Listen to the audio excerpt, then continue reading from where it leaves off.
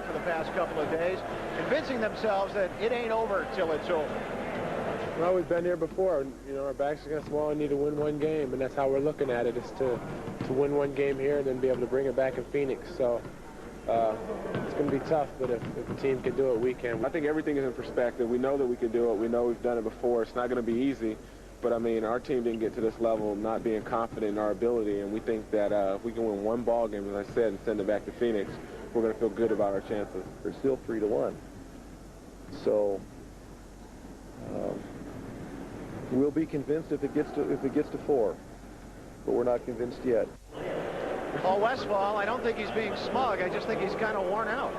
Yeah, well, he is laid back, and now he's way laid back. He may be way laid before it's all over. But I think KJ said a kind of prophetic thing there. He said that, you know, we didn't get to this level without being a pretty good basketball team. Well, I would give him some advice, and that is that you don't get past this level unless you play defense, and you can't give all those layups that they gave up last night. And we'll talk about that a little bit later on. Right now, Tom Scherer with us, Charles Barkley's personal reporter. That's right. For this series, you and Chaz had another discussion today. It was so funny, Mark. I'm standing outside the locker room waiting to go in, and Barkley says, come here, I got to talk to you. And I'm thinking, oh, great, what did we do? But he was in a great mood, and, you know, the Suns are trying to be stoic, and they have to. But Barkley is also doing a good job of taking the pressure off his teammates. And before the game, he had a lot of things going on, people coming up to him to say hello, friends, tickets, the whole shot. But he took time to talk to the reporters, and he wanted to make sure we were there with our camera because he knows we're doing these pregame shows. And he had a very clear message for the Bulls fans and the people of Chicago here. That's kind of amused by all the preparations out there, huh? I don't know why y'all boarding the city up and everything. I thought you had to win 4 games. You find this all a little presumptuous, eh? I find it very presumptuous. What type of game tonight do you expect? Got the National Guard out. How you doing? How's everything? Good to see you. You got the National Guard out. You got police out in force. You got every bar in town boarding up windows. Every store is boarding up windows. You have something to say about that? That won't be necessary tonight, huh? Oh, man, I think that's rude. Well, 3 games like dividing up the estate before the person's dead. Obviously, there's a game to be played, so what are you doing this one tonight? Do you run a little more on the Bulls, or how do you stop Michael? What's up? We just got to play well. I think we play well in some games. We just got to get over the hump and play a bit better in a couple areas. But I think we're happy with the way we played through the entire series. Just got to get another break here or there. You only focus on that, right? I mean, you look at what happens if you lose, and you're getting ahead of yourself, too. No, we just got to take it one game at a time, and so do they. They got to win 1 more. We got to win 3. So what's your message for the mayor's office and the cops and us, then? I think, you know, you should never divide up the wheel before somebody's dead. All right, advice well taken from Charles Barkley. He's doing a good job of trying to take the pressure off his teammates because the rest of them are pretty quiet. Well, his confidence is scaring me. All right, we'll see what happens tonight. Okay, Tom, thank you. Dick, we have discussed the fact that the Suns, who have been trying all kinds of defensive schemes, may go to some rough stuff tonight and try to whack Michael around, hard fouls early to try to keep him out of the lane. You know, Michael just was able to get to the basket all night. Something like 16 layups he was involved in, or shots that you might call layups. When that occurs, I found that my friends and compatriots in the league are just aghast at the number of layups and short shots that the Bulls are able to get against the Suns. I'd go back to the KJ on Michael. That's the only thing that seemed to give him any problem at all. And then I'd make the Bulls adjust from there. And the harder you hit Michael, the harder he's going to come, though. Yeah, you know, one of the things that I found out before the game, the last game, and that was that don't get Michael mad. They said KJ is going to get lit up because Michael read an article in the paper where he said, you know, I can guard Michael Jordan. Right. Please. Nobody can do that. Okay, things are heating up inside. When we come back, we'll take you outside for a little fan fever when 3 the Hard Way rolls up.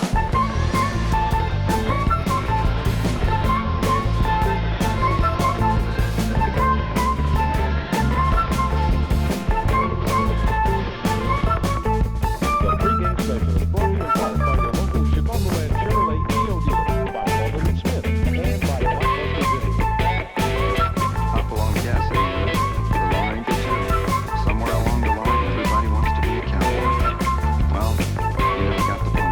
You just don't blow your chances to try.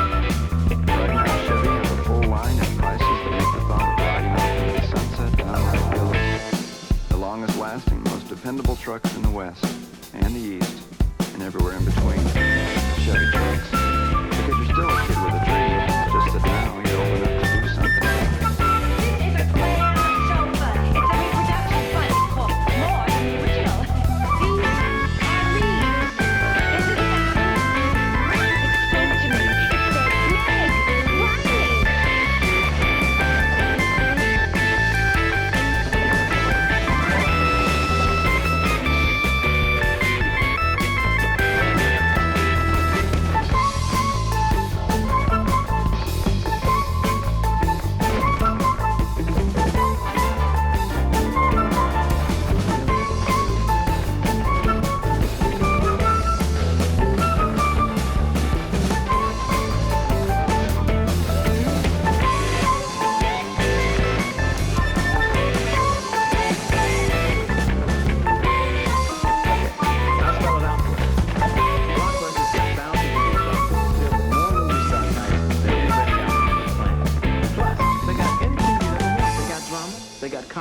They got kid stuff, they got thrillers, they even have foreign films with subtitles in case you want to do a little reading while you watch the film. Thousands of ways to have a good time, and you can keep them for more than one night. So if you want to have a good time, pow, make it a blockbuster night. With Wendy's 99-cent super value menu, a small stack of change gets you a big stack of beef. It's Wendy's 99-cent quarter-pound double stack. It's a quarter-pound of Wendy's fresh beef served hot off the grill, stacked with cheese, mustard, onions, pickles, and ketchup. And it's all just 99 cents every day on Wendy's super value menu. Wendy's 99-cent quarter-pound double stack. It's a big stack of beef for a small stack of change. If you love beef, this one really stacks up. We are back live at the stadium, just minutes away from tip-off in Game 5. It's funny how you look around and you see a lot of reporters that you haven't seen here for a couple of weeks wearing credentials and somehow finding a seat. And Phil Walters is still outside. Phil? I am. But, you know, it feels a lot different tonight. It is a lot different tonight. For one thing, police everywhere. There are perhaps 300, I'm getting as estimates from some of the sergeants. Some of them have on protective vests. All of them have what they call flexicuffs, those like garbage bag tie handcuffs in the stuffed into their pockets. And they're not just in front of the stadium. They're on horseback across the street. They are scattered through the parking lots. That's something you don't see on an average game night. And for everyone you see in uniform, you're... who knows how many are in plain clothes. Two gentlemen were just escorted past in real handcuffs by some officers saying, no, we weren't scalping tickets, not us, we're totally innocent. Even the vendors have a new energy about them tonight, as if this is the, hey, as if this were the last night. Well, of course, it is the last night. And in fact, they don't even get a full night tonight out here. They have been given orders to not sell after the game. It is that tight. They are clamping down that hard. And not only in this area, but in other areas around the city, there are whole sections where on-street parking is not going to be allowed. Cars are going to be towed, so the cars cannot be hurt. All of these precautions, of course, thank you, all of these precautions, of course, everyone hopes will not be necessary. But the police, as well as everyone else, are convinced this will be the night. This is the night of the clincher. And they're already talking for. Back to you. Thanks, Phil. I certainly hope.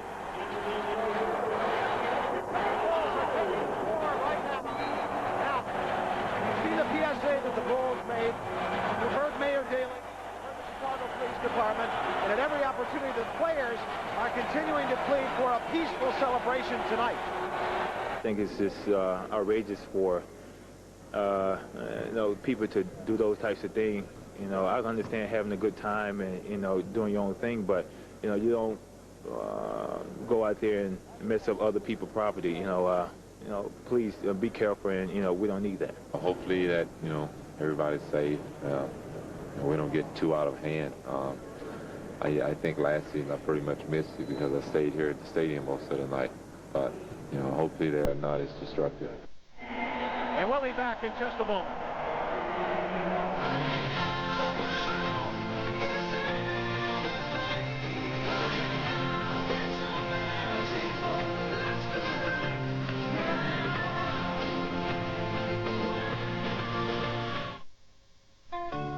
what could be more American than a Chevy truck? Well, there's baseball, the great American pastime. Last year's series winner, Toronto. And there's apple pie, but it's mostly the store-bought kind because these days who has time to bake? Which leads us back to the Chevys. They're not the only trucks made in America, just the longest-lasting, most dependable ones. Of course, if you go with something else, we won't doubt your patriotism, but we'll sure have to wonder just what the heck you were thinking. What's clear?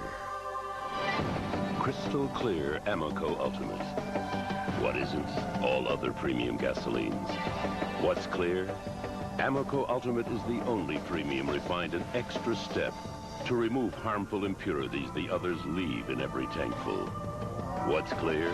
Why we do it. For a cleaner environment and unsurpassed performance. Crystal clear Amoco Ultimate.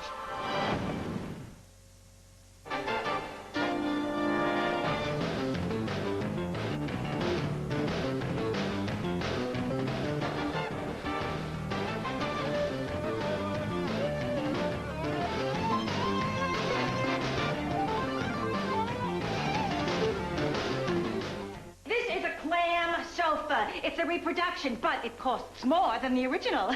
These are leaves. This is a fountain. It spoke to me. It said, Meg, buy me.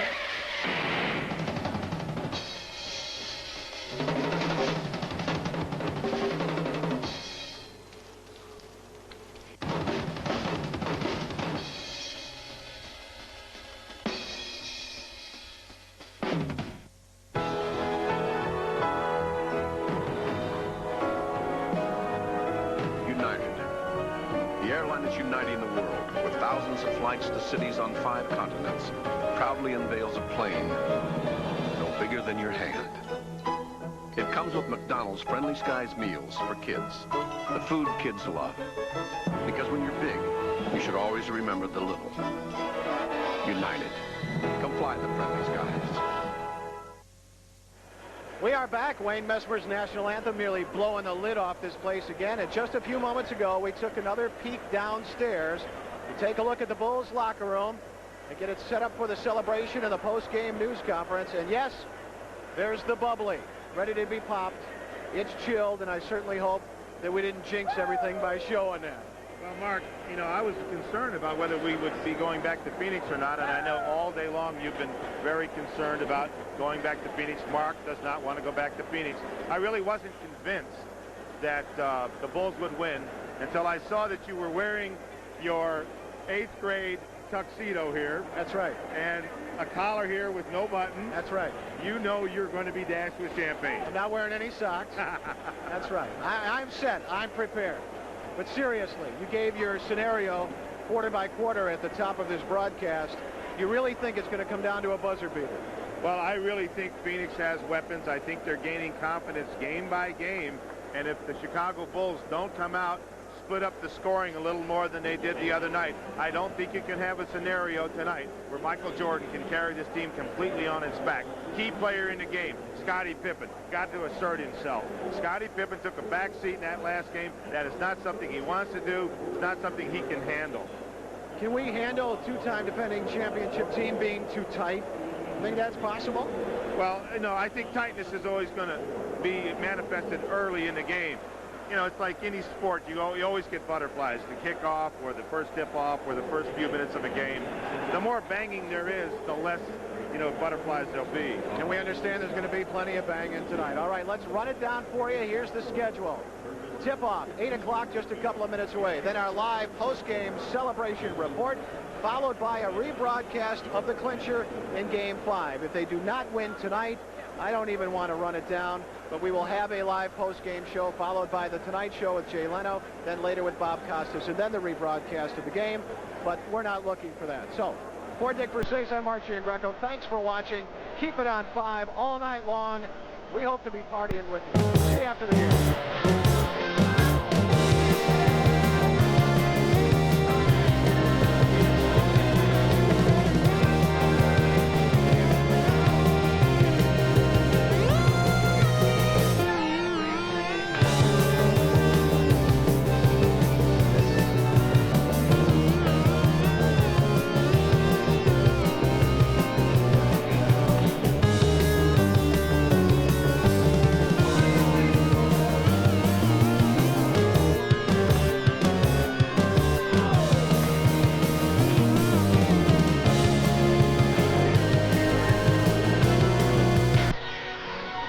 be a break tonight in the Palatine murder case.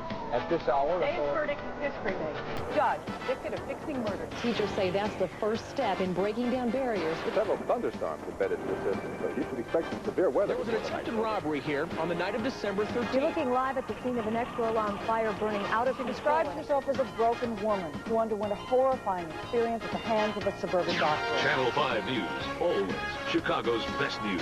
You just watch. The airline that takes you to more places around the world, nearly 500 times every business day, is adding even more non-stops. And on every flight, you'll find a level of service that's second to none. So the next time you fly from Chicago, choose the airline where the service really is non-stop. American Airlines. We mean business in Chicago.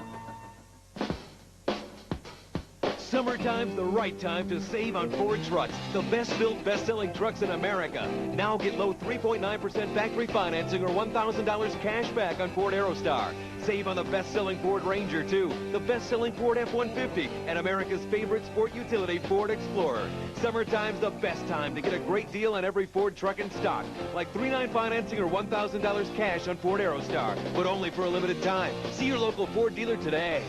Emmett, Felicia, and Brant together on the Channel 5 News at 6 a.m. Programs regularly scheduled will not be seen at this time, so that we may bring you exclusive coverage of the Bulls and Suns in the NBA Finals.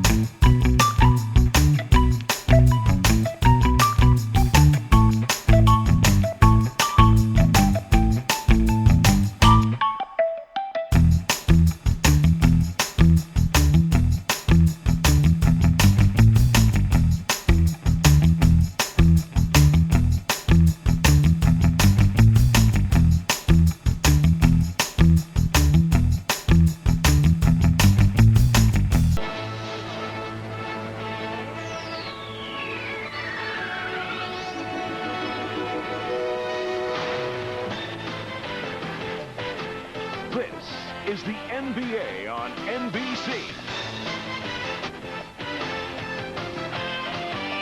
The 1993 NBA Finals.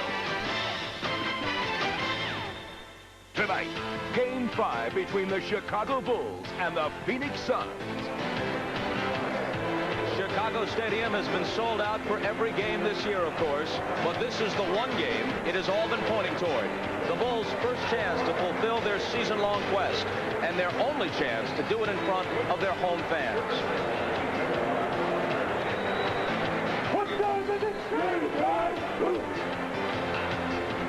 And in just a few moments, it will be game time, and this is what will be at stake. The Larry O'Brien Trophy, named for the late commissioner and emblematic of the championship of the National Basketball Association. Hi, everybody. I'm Bob Costas. For the sake of perspective, let's consider what winning 3 in a row would mean. Would it mark the Bulls as one of their sport's finest teams ever? Undeniably, if they haven't achieved that status already. Would it mean they were the NBA's best team since Russell's Celtics, last to win this many or more in succession? Well, hold on there. While the Bulls belong in any discussion of the NBA's elite, who knows how many in a row the Celtics or Lakers of the 80s would have won if they didn't have to contend with each other. Or, for that matter, tremendous 76er teams at the beginning of the decade. And then there are the 72 Lakers of Wilt and West, who won 33 in a row in one stretch. Chamberlain's dominant Philadelphia team of 1967. Or the finely tuned Knick teams of the early 70s. Any of these clubs could conceivably have given these Bulls a run for their money. But that's for parlor games. As for the games they've actually played, the Bulls have turned back all challengers in a 3-year span. The last of these is the Phoenix Suns, who, though down 3-1, have proved to be a stern test. Their job tonight is simply this. They must somehow tear up the script and silence 18,676 who have come here to rock the rafters. There's only one way for the Suns to look at it. They're going to get on a plane to Phoenix after tonight's game. The question is, do they make the Bulls go with them? Which would not only be a major inconvenience for the Bulls, but would put the three-peat itself in some jeopardy. For more, let's go down to the floor to Marv Albert, Magic Johnson, and a man spending perhaps his last night observing these teams before preparing to compete against them, the new coach of the Cleveland Cavaliers, Mike Fratello. Take it, Marvelous. Yes, Bob, it is now the Czar of Cleveland. Kind of a nice ring to it. Remember these days in your previous life when the Czar was coaching the Atlanta Hawks? Childlike qualities being shown along the sideline. Yes, but back then, even with my assistant, Brendan Sir, color-coordinated sport jacket, my other assistant, Willis Reed, I asked him to wear one. He said no, and if Willis says no, it's no. He would think of that aspect. There is one other aspect that you will be dealing with soon in your new role as coach of the Cavaliers, and that is defending against a fellow by the name of Michael Jordan. Jordan with the sensational 55-point performance in Game 4 here on Wednesday night. What do you look for from Michael tonight in terms of his approach? How will he come out? Will it be a scorer? Will he look to distribute the ball? Just a short while ago down in the locker room, he mentioned that he would come out, feel the game out, and see what he thought had to be done early. When you look at his points after the first 4 games, 31, 42, 44, 55, always on the move up. And it'd only be natural that the leading scorer in the NBA would take the most shots during the regular season, almost 26 shots per game. In the finals, almost 10 more shots per game for Michael Jordan. In fact, combining both teams, Jordan has 54 more shot attempts than the next closest player, Charles Barkley. If there's one key word for Michael in this series, it's aggressiveness. He's made a decision to take it to the basket like he has taken it against no other team. Total confidence in getting to the rim and finishing the play. It's almost as if Michael Jordan has made a statement to his teammates. Jump on board and let's win this championship together, or I'm going to do it by myself. All right, to the Phoenix Suns' point of view, what do the Suns have to do, Magic, to bounce back, to turn it around and get back into the series? But don't count this Phoenix Sun team out. They're a very dangerous team. They've been in every single game of this series. Now, what they must do is make this game wild and crazy, really run the ball up and down the court. Also, if I was them, I would tell Charles Barkley, hey, take 30 to 40 shots. We're going to win or lose with you. And then they must be physical. They must take Michael Jordan and be physical with him. They were letting Michael Jordan get to the basket too easily. And Danny Ainge told us this yesterday. He said, look, I was tired of watching Michael Jordan just float in the air and take it to the basket. That will not happen today. All right, so for Charles Barkley and the Phoenix Suns, the season is on the line. They hope to bring the series back to the Valley of the Sun for a Game 6.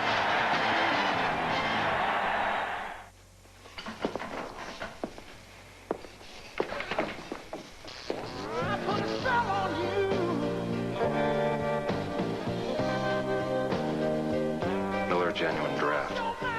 I was hoping you'd say that. Cold-filtered Miller Genuine Draft. For those who've discovered its smooth draft taste, the world is a very cool place.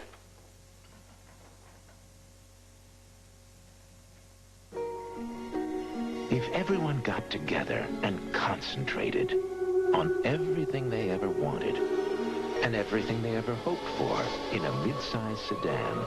It's possible, just possible, that something miraculous might happen. Introducing the all-new 1994 Mitsubishi Galant. Never underestimate the power of the human mind. Mitsubishi, the new thinking in automobiles.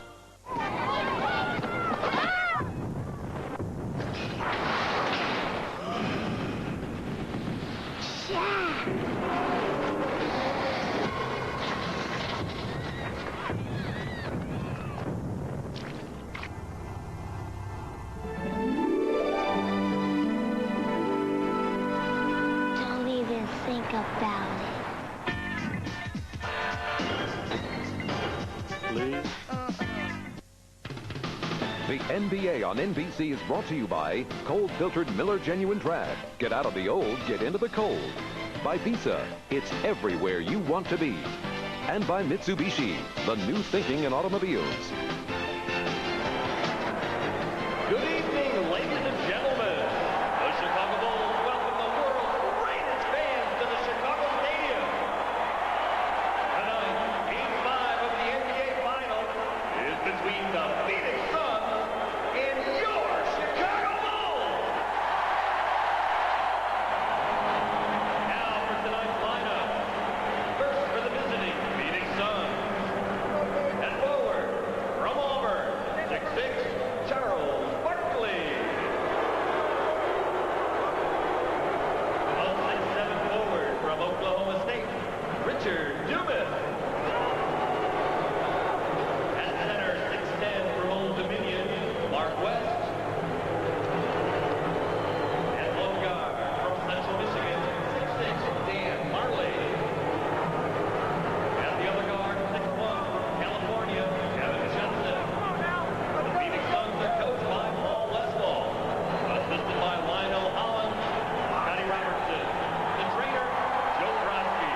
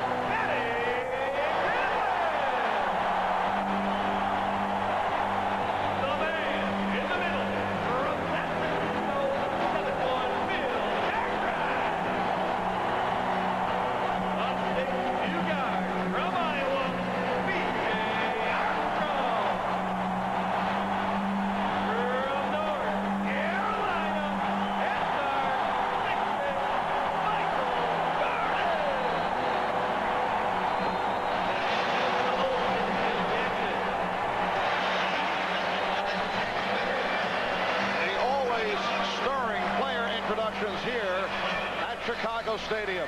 Now to check out the mood in both locker rooms, we have reports from Rashad and Hannah Storm. First, here's Ahmad. All right, thanks, Mark. The last time we reported from the Bulls locker room was just before Game 3. The Bulls were extremely confident and very loose. Well, tonight it was a little bit different.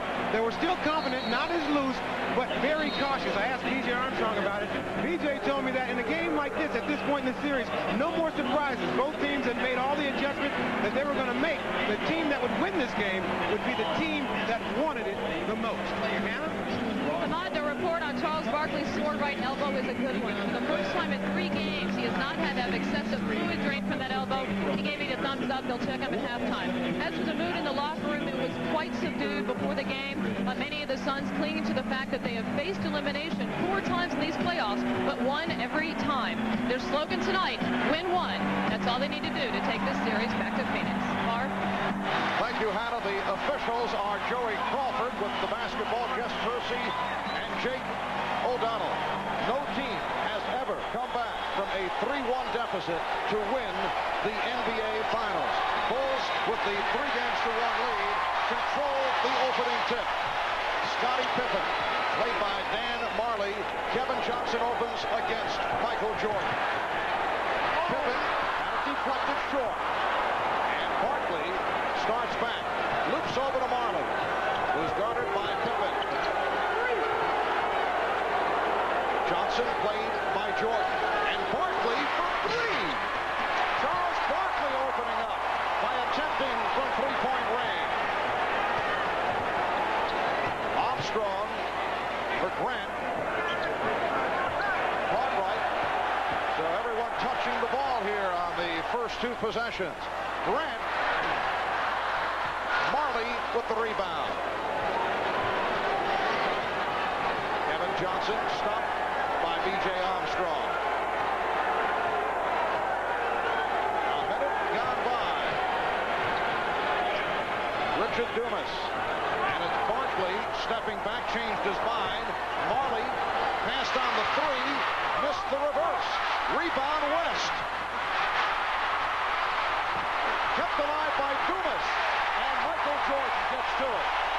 Gang rebound. Everybody going after the basketball early in the game. Extra bodies going after it to get and secure a rebound. That was an excellent call by the official just then on the sideline. Oh, the Czar looking for some calls right at the start of his return to coaching. You know, he's going to need those calls next season. But I think right here, I think that Phoenix is going to have to really set their offense and go inside to Charles Barkley. Really set the tone that they're going to be powering the ball inside tonight. But Barkley continues to fire from outside, and he's given the Suns a 2-0 lead. Magic, it almost seems like he's trying to do it in reverse. He's trying to get his outside game going, hoping that maybe they'll come up on it, then maybe take it off the dribble. And that's all right, too. And here's Barkley off the steal from Marley. And Barkley trying to go to the left hand. It was broken up. Good play by Grant. Getting back. Charles Barkley was 1 of 10 from outside in game number 4. You can see that Grant doesn't feel early. There's a sense of urgency that he has to be uptight on him until he makes a few, just like Kevin Johnson did from the left corner. Michael Jordan for three. Yes. Well, Michael wasting little time. His first field goal opportunity, and he converts from three-point territory. Suns 4, the Bulls 3. Johnson, yes. I'm afraid to see what the number might be tonight with Michael. Each game they've gone up 31 points, 42 points, 44, 55. Scottie Pippen with the backdoor layup. And that was a beautiful pass from Michael Jordan. All the defense was paying attention to him. He just whipped it through. Armstrong fell down and also in the process tripped Johnson, leading to the foul call. After Jordan makes this three-pointer, he turns and comes back almost with a sense of satisfaction on his face, as if to say, yes, I feel it early, I'm off to a good start. Then, playing the other role, the playmaker, he hits Pippen with the backdoor pass. Now Barkley posts up. Yes. Charles Barkley feeling it here in the early going, and he's given the Suns an 8-5 lead. See, I like this strategy. Like I said earlier, hey, get him 30 to 40 shots. If you're going to lose, you lose with Charles Barkley. Here's Jordan. So Michael has hit his first two, a 3 and a 2 for 5 points. Suns by 1. And Phoenix has come out again with Kevin Johnson playing Michael Jordan. He hasn't gone inside. He's making it from the outside. Crowd looking for a travel on Mark West. No call, and the Suns lead 10-7. Mark West, the last couple of games, has been effective, even though he has been in foul trouble. Barkley called for the reach-in. Tried to knock it away from Cartwright. Jordan's first field goal attempt was a three-pointer. This one, in a little bit closer, shooting and playing with an extreme of early in the game. Jordan guarded by Marley. They like to get Cartwright involved. And they do. Suns by 1. I think they should continue to go to that matchup. Bill Cartwright with Charles Barkley guarding him. Suns have hit their last 5 shots. They missed their first 4. Barkley off a double team, yes, and it counts. Barkley will go to the line. Well, Paul Westball must have heard me because they're going into him every single time. You always, when a crucial game, you put the weight on your superstar's shoulder, and that's what the Phoenix Suns are doing right now. Foul was committed by Scottie Pippen, and Charles Barkley, who has had a score mentioned prior to the game, still bothered by the sore right elbow, but it did not get worse, and he has come out looking very sharp. He's hit 3 out of 4. Gunning for a 7-point. Suns 13, and the Bulls 9. Phoenix hoping to bring it back home for a Sunday night game 6.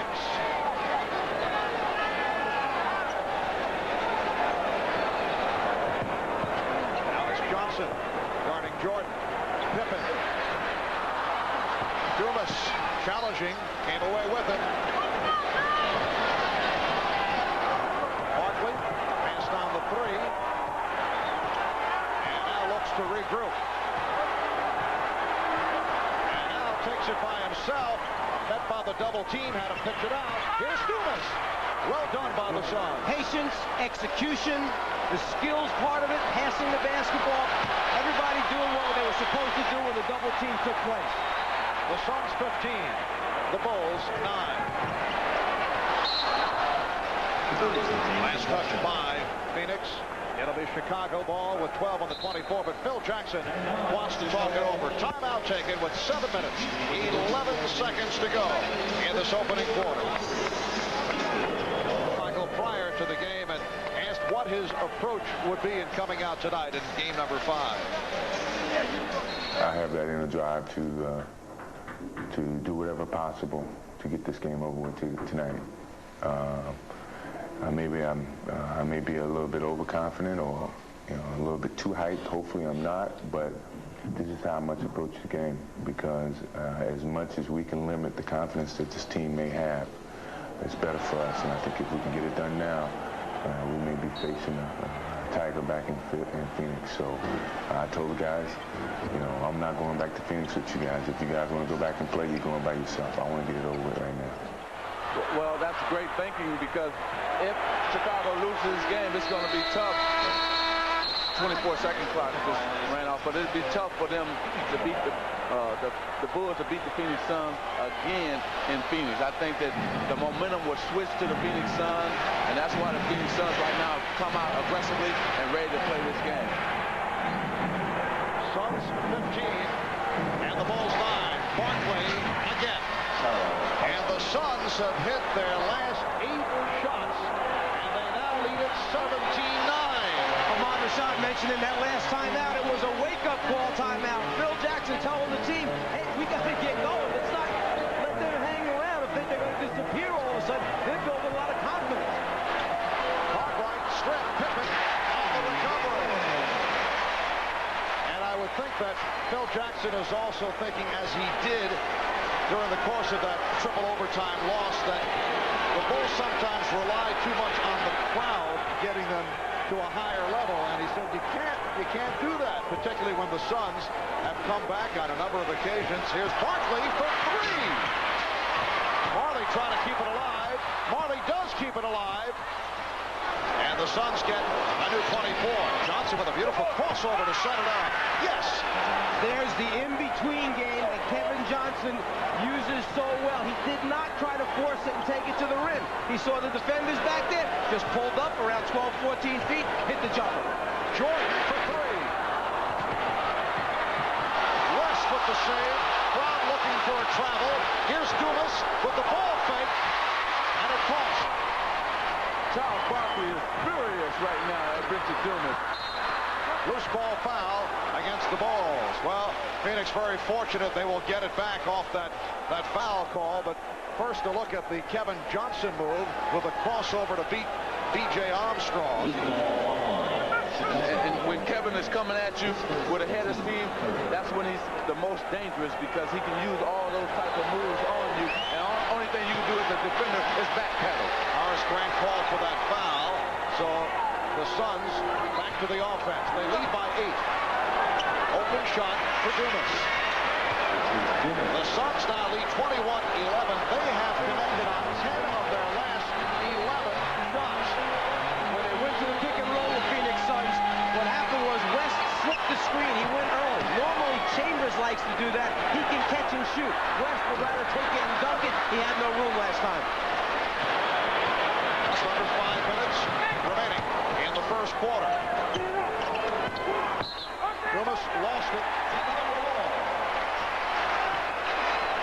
2 times in a row now that Richard Dumas has tried to do things too soon. He's trying a little bit too hard. Once on the fast break, trying to throw backwards. That time trying to beat his man one-on-one. Well, the whole problem is that Charles Barkley was open both of those times, and he should have got the ball to Charles Barkley. Pippen with the fake. Beautiful baseline drive by Scottie Pippen. Phoenix 21 and Chicago 13. Here's pressure by Armstrong. We have not seen much pressure here on the early going. Phoenix has been allowed to get to their normal regular season tempo here in the first quarter. They double up on Barkley. Johnson. Oh, what a move by Kevin Johnson. He's hit 4 out of 4. He has 8 points. Suns lead by 10. And they've hit 11. Oh, the alley-oop from Michael Jordan. Well, Michael threw a backdoor pass to Scottie Pippen. Scottie Pippen now comes back, throws the alley-oop pass to Michael Jordan. Suns by 8. Again, the double on Barkley. Dumas from deep. Richard Dumas has been jump-starting the Suns almost every game of this series, but has not seen much playing time in the second half. He went 25 minutes in all the other night in 8 of 11. Jordan's pass broken up. Johnson for Barkley. Armstrong back, and Charles Barkley extends to a 27-15 lead. The key to the game for the Phoenix Suns is that they're going through Charles Barkley every single time. Either he's going to shoot it, if he gets double teamed, he's going to create a shot for somebody else. And then KJ is penetrating, and that's been the key for the Phoenix Suns. Good box out by Dumas. Suns have hit 13 of their last 14. Barkley saw the opening and then decided to get it back. Barkley for 3. Comes back to Barkley. Well, the Suns getting some good hops here in the first quarter with 2.5 remaining. West setting the pick. Here's Johnson. Air ball. Knocked out of bounds. Jake O'Donnell checking with Jess Kersey. He says last touch by the Bulls. And a timeout is taken. 10 on the shot clock. When we come back, it will be Phoenix ball. They lead by 12. Michael Jordan up here with his left hand on Kevin Johnson as he pulls him in a different direction than he really wants to go. Left hand pulls, Jordan changes direction. The lob pass by Scottie Pippen. Jordan converts. Take him one way, pull him with that left hand if you can get away with it, and then all you have to do is be able to jump 3 feet above the rim and convert. You know, I still like what Phoenix is doing right here. They're really mixing their offense up very well. They're running when they get an opportunity, and then going through Charles Barkley. He's already taken 7 shots already, and he's on that pace. Like I said, 30 to 40 shots. He needs to take 30 to 40 shots. Barkley has hit 5 out of 7, 11 points. Nice pass. Dumas from Barkley. A reverse stuff by the rookie, Richard Dumas. That was supposed to be a back-pick lob pass for Richard Dumas. Phoenix likes to run those after timeout. Instead of going behind the screen, he inside cut to the basket because they took the back cutaway, got the score. And the Suns have hit 14 of the last 17. They opened the game by missing their first 4, and they have been on fire. Mark West extends to a 31-15 lead with just under 2 minutes remaining in the first quarter. Scott Williams has come on for the first time. Here is Armstrong.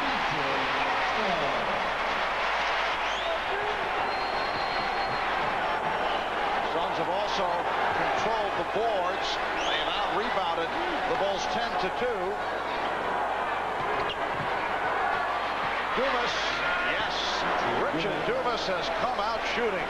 5 for 5. He has 10 points. The Suns lead 33-17, and the Suns have taken the crowd right out of it here at the Star. See, they have nothing to lose. They're playing with confidence. They say, hey, we know we've been in every single game, and all we have to do is play a little bit better. And that's what they're doing right here. They're playing a little bit better. Shot clock is down to 4. Scottie Pippen with his 4th bucket. He has 8. Suns lead 33-19. Now they trap. First time we've seen it.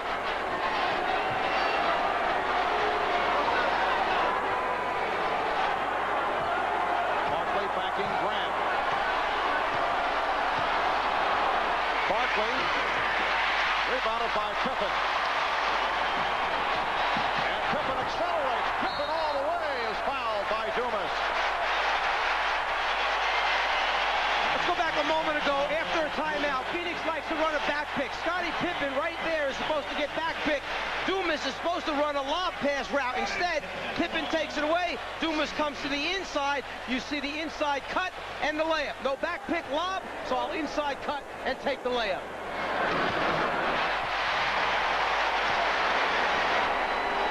After the play, the bench can't believe it. We actually ran another option off it, and it worked. Hey, these plays work once in a while. But the players are saying, wow, telling Chicago, I know they can't believe it, the team. And it's going good right now for Phoenix Suns. Mark West will get a rest. Frank Johnson checking in. And this first time we've seen it in this series with a combination of Frank Johnson and Kevin Johnson on the floor at the same time. I like it because now they can't just pressure Kevin Johnson. Now they have another ball handler. See, they're beating the press right now. Pippen trying to draw the foul, no call. Knocked out of bounds. Last touch by the Bulls. And you saw the attack mentality, just like Magic said. They've got more than one key ball handler. They have a lot of confidence now that once they beat the initial double team, then they have numbers. This is half acting, half a little contact that time. Good no call. Marley for three. Rebounded by Dumas. And the Suns regroup. Kevin Johnson checking the clock. We're down to 15 seconds in the quarter. Suns spreading out the floor, down to 10 seconds. Johnson one-on-one. Paxson over to help. Open shot for Frank Johnson. And Pippen from center court.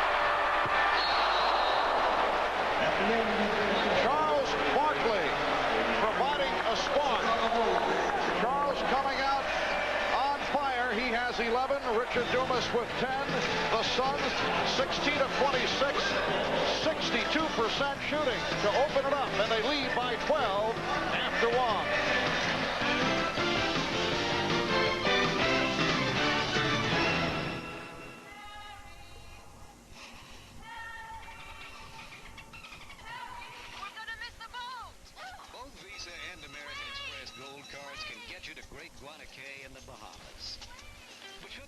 Trouble in paradise. Honey, we missed the boat. What'll we do Only now? Visa Gold can come to your rescue because the only hotel on Great Guana Cay doesn't take American Express. I know that guy. Visa Gold, it's everywhere you want to be. Harry. Trying to save pennies per call with another 800 service, a furniture company can lose 66 calls a year. At $200 a call, they could lose an arm and a leg. One of the 800 reasons to choose AT&T 800 service, the best in the business. This is for your Big Mac, right? First one that misses? Watches the winner eat lunch. Got it. Off the floor, off the scoreboard, off the bankboard, no rim. Over the second rafter, off the floor, nothing but net. What you want is what you get. McDonald's today. Off the expressway, over the river, off the billboard, through the window, nothing but net. Athlete's foot. Many types of fungus cause it. To cure it all, you've got to kill it all. But today, there's broad-spectrum Lotrimin AF.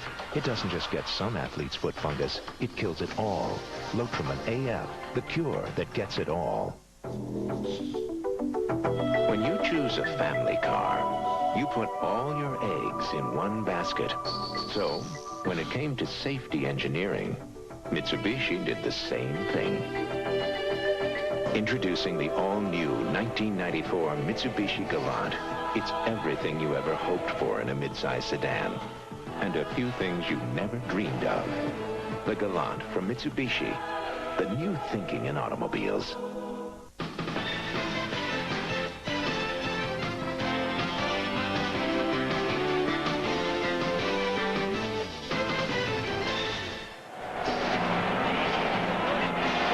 In years, the Bulls have certainly demonstrated the killer instinct.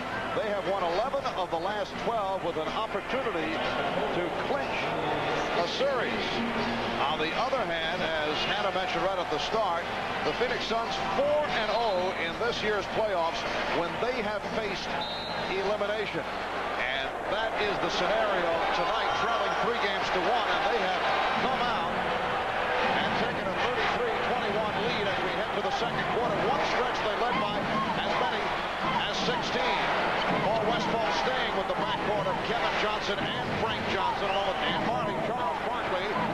to Dumas. Barkley, rebounded by Williams. Well, from the Bulls bench during that last timeout, Ahmad mentioned Phil Jackson sensing the tightness in the team, trying to loosen them up a little bit, not happy that they're being out-rebounded. Stacey King with a nice drop-step reverse move, not happy how they're being, and a turnover in the backcourt by Kevin Johnson because of the pressure of Scott Williams. And you can see right here that Paul Westphal is bringing in Oliver Miller because he knows that it's a mismatch with Dumas guarding Stacey King, so he's trying to get some defense in here and take Kevin Johnson out where they can match up right now. Richard Dumas, 5 of 6, 10 points, he leaves. No, Dumas now stays. Kevin Johnson departs. So Dumas is now guarding Jordan. Pippen,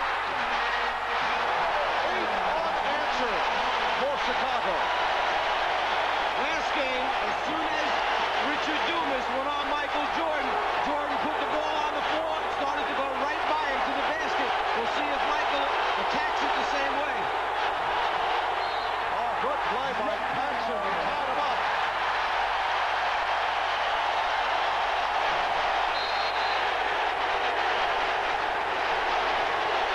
For Chicago, as Michael sees the double team coming, Scottie Pippen finds the opening in the seam. Jordan delivers.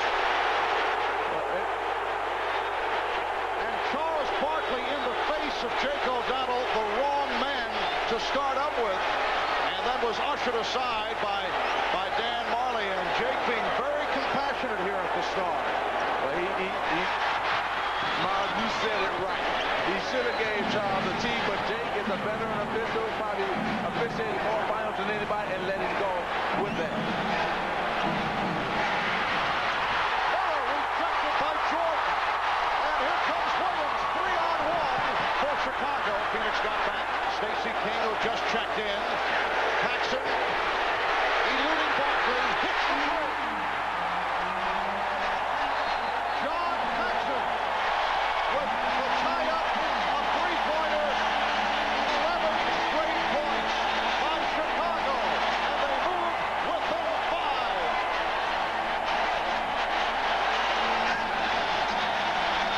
It starts with defense for the Chicago Bulls. You may talk about Michael's scoring, but his ability to defend sometimes goes unnoticed. They brought this guy off the bench to get the crowd involved, and he does it his way with the jumper. Hey, Katie and Brian, what a difference today makes. Get fired up. Get hot, get hot. Now, summer's taking off to a real hot spot where the silver bullet pours. We're ready to soar. Hot sun above and hot fun under. With cold, good light. Yeah, we're hot for summer. It's the ultimate Coors Light Summer Beer Barbecue. You could win enough travel credit to fly you and your friends to any hot spot in the world. So grab the one that's silver bullet smooth as this display and get cooking with Coors Light, the right beer now. Cold, good light. Yeah, we're hot for summer. This is hydroplaning in less than an inch of water, and they're not being pulled by a boat, but by Goodyear AquaTread radials. AquaTread's deep groove design channels water away to keep more tire in contact with the road for outstanding wet traction. This is hydroplaning. This is AquaTreading, the all-season AquaTread only from Goodyear. It comes with a 60,000-mile tread life warranty. Goodyear AquaTread. Try a set. We like to say the best tires in the world have Goodyear written all over them. The new limited edition Nissan Sentra with an airbag, cruise control, air conditioning, and a 4-speaker AM/FM cassette stereo costs $2,000 less than a comparably equipped Toyota Corolla. $2,000. Just think, you can use that to buy your first tank of gas. See the Sentra at your Nissan dealer today. The NBA on NBC is brought to you by Coors Light. The silver bullet is the right beer now. By express mail from the Postal Service. We track, we trace, we deliver for you. And by Nissan. It's time to expect more from a car. Let's go back a few moments ago when Charles Barkley went to make his move. A jump ball was called by Jake O'Donnell. Charles Barkley reacted, took the ball, walked away, then throws it up against the scorer's table. Jake O'Donnell could have called a technical foul. We just found out instead of delayed game was called at that time. It shows you why Jake is considered to be the best, because veteran officials using good judgment, understanding the emotion and circumstances involved, think about it, then take the lesser of the two, put a delayed game on the team, don't put a technical foul up there. 11 straight points by the Bulls over the last 3 minutes. Danny Ainge has come on for the first time. The Suns by 5. Here's King. And Marley able to race it down. Michael Jordan has not taken a shot in 5.5 minutes. He has 7 points and 5 assists. Miller, nice look. Barkley extending to a 35-28 lead. But they still doing an excellent job. The Phoenix Suns are moving the basketball around when they get the double team and scoring out of that double team of the Chicago Bulls. Scottie Pippen shooting. And Oliver Miller gets to the rebound. Now backcourt of Kevin Johnson and Danny Ainge. Miller, Marley, and Barkley up front. Marley off the fake. Shot clock at 7. Marley blocked by Williams. Miller. Barkley with the rebound. And a foul called against Chicago. Reason why KJ plays MJ is to keep him out of the lane. The quickness of foot, better for Kevin Johnson than either Ainge or Marley or Michael Jordan. Michael forced to kick it back out that time. Couldn't find his way down the lane. Jordan was called for that foul. Stacey King now sits down. Horace Grant is back. Grant up front with Williams and Pippen.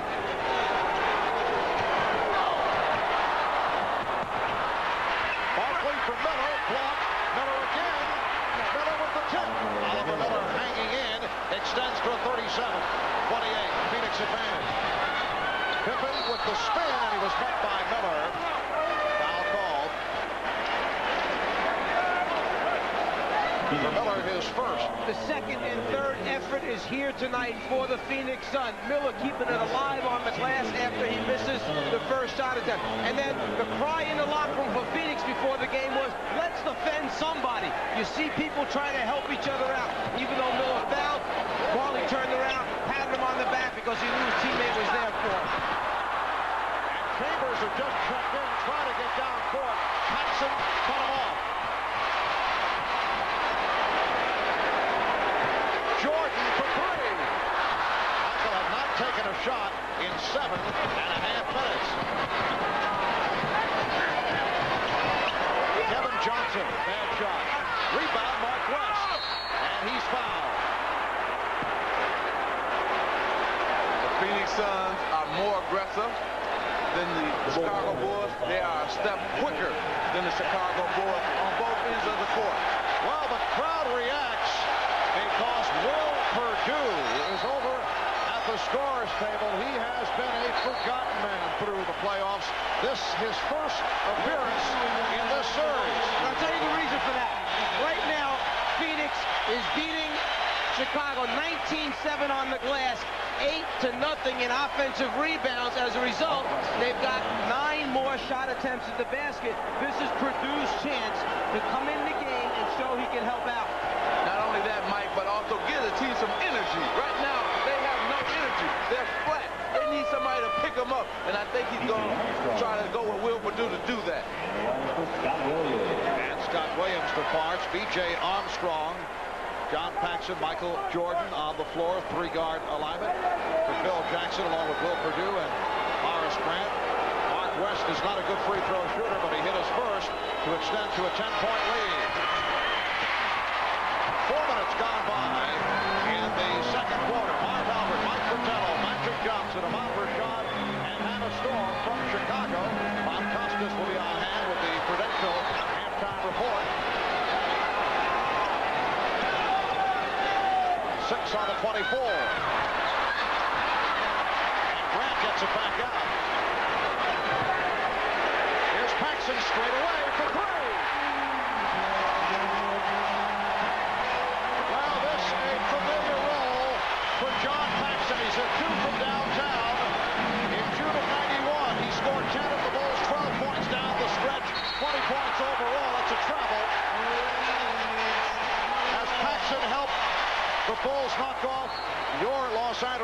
Lakers. That was in '91. And then last year, he nailed 2 20-footers and then set up Michael Jordan in some key situations in the pivotal Game 5 of the championship series against Portland. And he has played a major role here in the first half.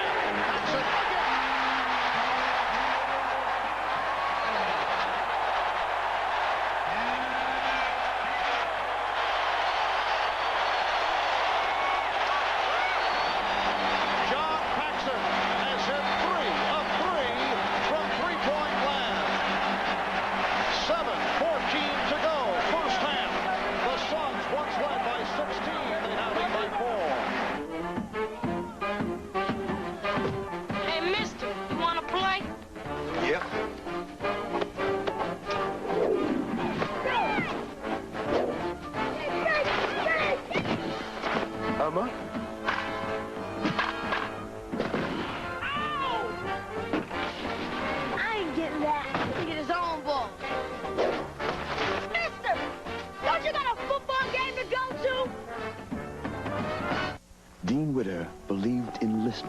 Listen, not only to what our clients say, but what they mean.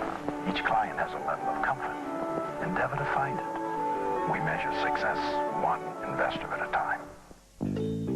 Trying to save pennies per call with another 800 service, a package delivery company can lose 17,000 calls a month. At $12 a call, they could lose a bundle. One of the 800 reasons to choose AT&T 800 service, the best in the business. It is a responsive dual overhead cam engine, but it's not a Mercedes. It is a highly advanced multiple link suspension system, but it's not a BMW.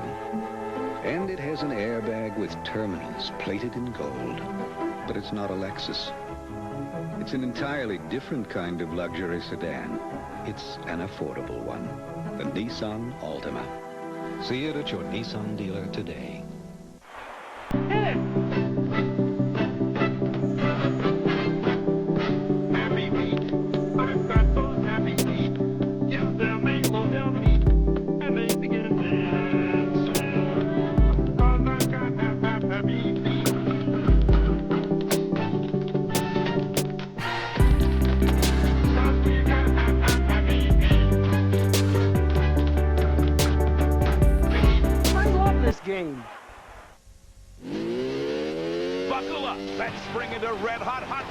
At the NHRA Oldsmobile Spring Nationals, Sunday on NBC. John Paxson has been the spark in a 17-5 run by the Bulls the last 6.5 minutes. John Paxson against your Lakers, Magic. 65% shooting off the bench, average better than 13 a game, and a year ago against Portland, he also was instrumental. But he was the real key in beating us because he's doing the same thing tonight that he did to us. When we played the Bulls, we got out to an early lead, then here he come with a couple threes and got them going, and the same thing he's doing here tonight. Armstrong plays the back top. Jordan met by Johnson. Just under 7 minutes remaining in the first half. Phoenix with a 4-point lead. They've led by as many as 16. Well, Armstrong had the step, but Dumas knocked it away. 9 on the 24. I think that the Phoenix Suns must, on offense, come right back to Charles Barkley. We haven't seen that in the last couple of minutes, and that's what got them this early lead. Jordan, different little shot. Michael Jordan with the turnaround. He has 9, and the Bulls are within 2. And to back up what you're saying, Magic, the Bulls bench has outscored the Suns bench 11-2 to this point because the starters, Barkley, were getting all the points for him. Blocking foul committed by Paxson. Down low, Michael Jordan knows if he catches it quick enough and turns before the double team can get to him, he'll be able to shoot it over the top of KJ. Then on the crossover, Kevin Johnson beats Paxson. The rotation over a little bit late. Body contact. KJ goes to the foul line. Suns have missed 6 of their last 7 shots. Suns now lead by 3 points. They led after 133-21. Charles Barkley, Richard Dumas getting off to the good starts. But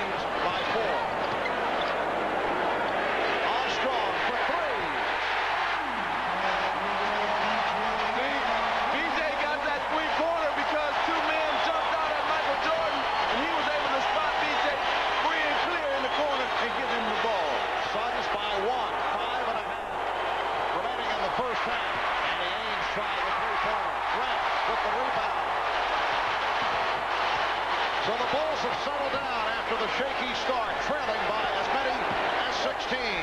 Paxson, and a fight by Johnson. Joey Crawford, the outside official, looking for help from Jess Kersey. And they're saying Chicago maintains possession. Well, let me tell you what happened. First, KJ, but they said, well, since we didn't call the foul, we're going to get the ball back to the Chicago Bulls. Jordan. Yes. You know, that was an experiment to see if he could use that same dribble move against Kevin Johnson that he uses against Dan Marley. Bulls have taken a 1-point lead. West had it knocked away and a foul called. Grant looking for the steal. The right-to-left crossover move by Jordan is the one that he likes. Here, he becomes an offensive rebounder to help that way. Here, he tries right to left. I use that against Marley, it works. I use it against KJ, it works. A little bit of experimentation early in the game for Michael. Grant Purdue converging on that steal attempt. Purdue was called for the foul. Johnson. Grant rebound. Bulls with the lead for the first time tonight. Armstrong passed on the three.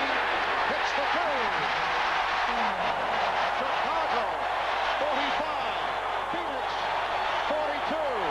4:20 left. First half. When do you establish an inside game? Get some free throws. Break this run. Barkley will go to the foul line. He was tripped up. Foul committed by Armstrong. Well, what happens here is he's going to pump fake Richard Dumas, who he caught running at him, and then just go on and knock it down as he got away from Richard Dumas. And the bench reaction, yeah, we love it. There's Williams trying to get the crowd to stand up and cheer and holler. Chicago in the midst of a 9 run, the last 9 minutes, 45 seconds. And whenever you get a team who goes on a run like that, there's only certain ways that you can stop it. One, obviously, is dig in and play defense. But the other is, if you're not making any shots from the floor, and John Paxson goes off, and the crowd shows its appreciation for what he's just done for him. But the other way to stop the run is go to the foul line, get some free throws, stop the game momentum.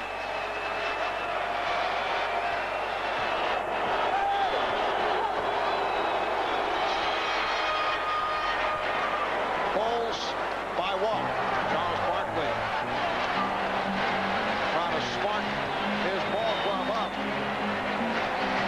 We're down to 4 minutes to go in this first half. Armstrong. Barkley with the rebound. Barkley nearly had it picked off on that dribble. Charles calling for the ball, telling Kevin, dribble right back here and give it to me again in the same spot as last time. Johnson penetrates. Kevin Johnson saw the opening, took advantage. Suns lead by 1. Now the last 2 possessions, they ran the ball through Charles Barkley. They get 4 points. That's what I'm saying. Keep doing that. If you're a Phoenix Sun, you gotta love it, especially Paul Westphal. Armstrong trying the 3, and Barkley rips it down. Marley. Good luck from Barkley, spotting Marley, who was able to sneak down.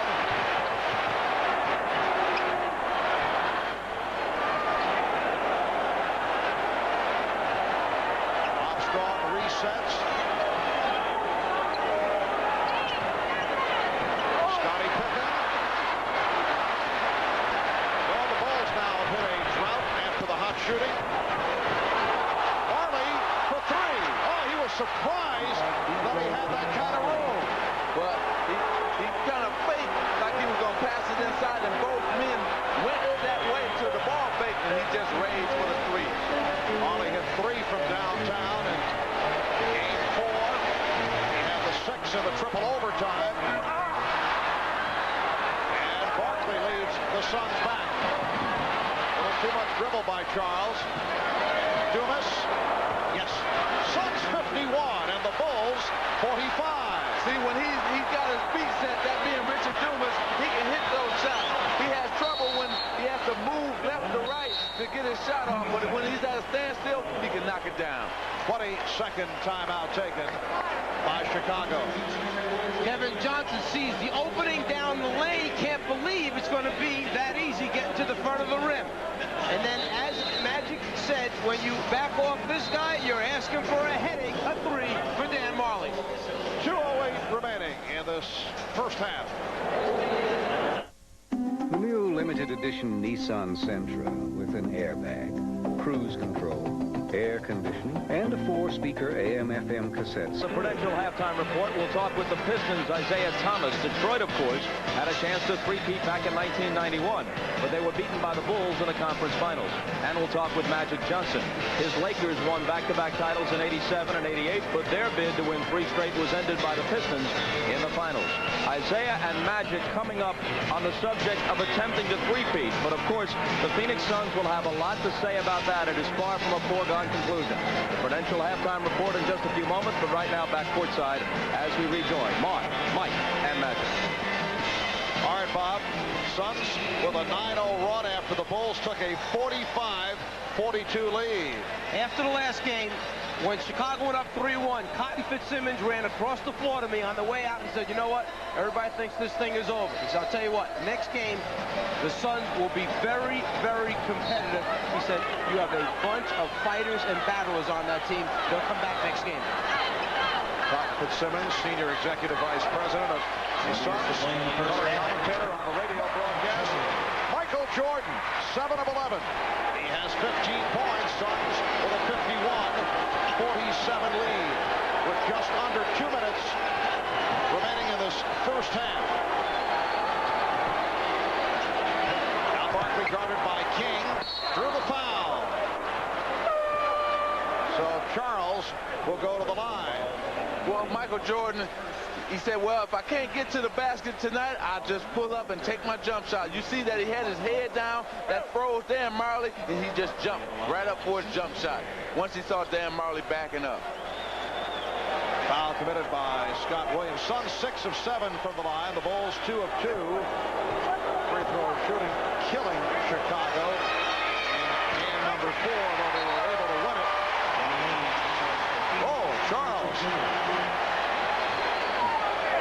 Charles being a little tough on himself. Yeah, Charles is Charles, but you know he's playing a great game. I think he's been an emotional leader as well as a leader on the court. He's making the plays. He wants the ball, and he's leading his team right now. He's the reason why they're leading this basketball game right now. And the Suns have a 5-point lead. Minute 35 remaining first half. Chicago's done the job off the bench. Phil Jackson not pleased with the starters. Jordan had the shot deflected from behind. Oliver Miller came right from behind him as he turned and beat KJ for the jump shot. Oliver Miller blocked it from the blind side. Jordan. And it's knocked away by Abe. You mentioned that Phil Jackson not happy with his starters. In fact, in the last timeout, that was the message, that the starting unit is out of sync. You've got to get back into running the stuff. Patience, execution, the 2 key words. He does have Stacey King and Scott Williams joining Jordan, Pippen, and Armstrong. Michael Jordan has 17. Suns 52. The Bulls 49 as we come up on 1 minute left in the first half.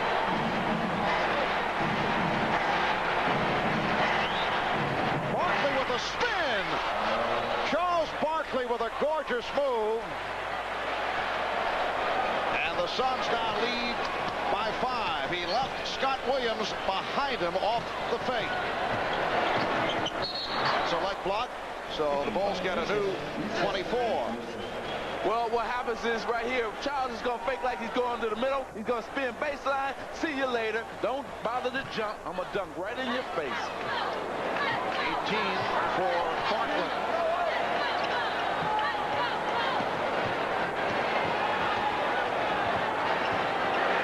Armstrong trying to give it back. Deflected out by the Suns. 2 things I see in this game that is different from maybe game number 4 is that the Phoenix Suns are more aggressive on their defensive end. They're not letting Chicago get to the basket. Then on Chicago's defensive end, they're slow. They're not pressuring anybody like they had been in the first 4 games. We mentioned back in the open, 36 shots per game for Michael Jordan, his average after the first 4 games. To this point, he has 14 in this game. That's 14 shots, not points. Yes, 8 for 14 from the field. You saw John Paxson check. Again, he's had the hot hand. 22nd timeout has been called. This is game 5 of the best of 7 NBA final series. Bulls up 3 games to 1. Recapping game 1 in Phoenix. Michael Jordan with 31. The Bulls won it 100-92. Jordan with 42 points in game 2. And Chicago made it 2 out of 2 in Phoenix. The scene shifts to Chicago Stadium in game 3 in triple overtime as Dan Marley was able to convert on a NBA Finals record-tying 6 3-pointers. The Suns won it 129-121. Game 4 on Wednesday. Jordan with the 55 points and the Bulls with the 111-105 victory. Michael Jordan, the 5th player in NBA history to score 50 or more in an NBA Finals game. And he did it for the most part off the drive. He has varied it here this evening. Probably give it to Charles middle of the floor, similar to what they did at the end of the game against San Antonio. He would like to get a running start and face up if he could with about 8 on the shot clock. Then get going at around 6. You see him talking to Scottie Pippen as he's dribbling. Time running out of the half. Now to 1. Barkley. Well, they used the clock effectively, but could not convert. The Suns led by as many as 16 in the first quarter. Chicago able to turn it around, and at the half, it's Phoenix 54 and Chicago 49.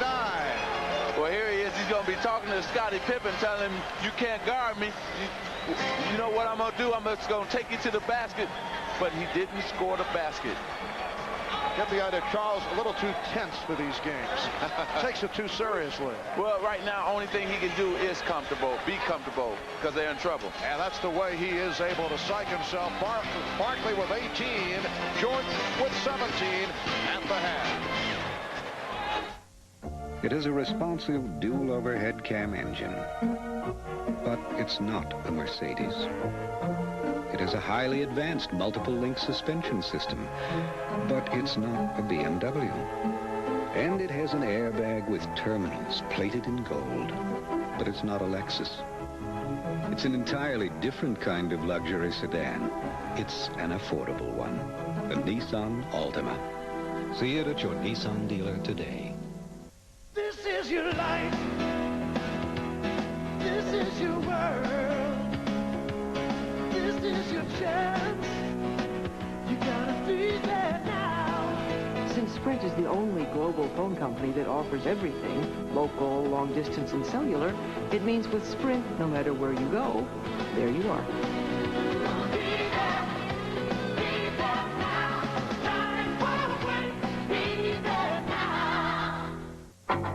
Some thrive on the pressure. Others never get used to it. But if you play the game, this is the place to be. It's the U.S. Open, where for 2 weeks each year, the whole world watches every win, loss, tiebreak, and heartbreak.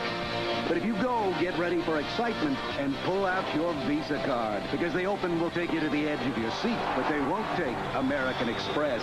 Visa, it's everywhere you want to be. This simple outside says inside you'll find a lasting commitment to performance. The Intel 486DX2 processor, power for today's hottest software, and the Intel Pentium processor for the next generation of compatible power. That's Intel, the computer inside. Ken Steffes and Karch Karai, the reigning kings of the beach, are the most dominant team on the AVP Pro Beach Volleyball Tour. But Randy Stoklos, Tim Hovland, Adam Johnson, Brian Lewis, and others are out to knock them off their throne. The Miller Lite Chicago Open, live this weekend on NBC's Sports World.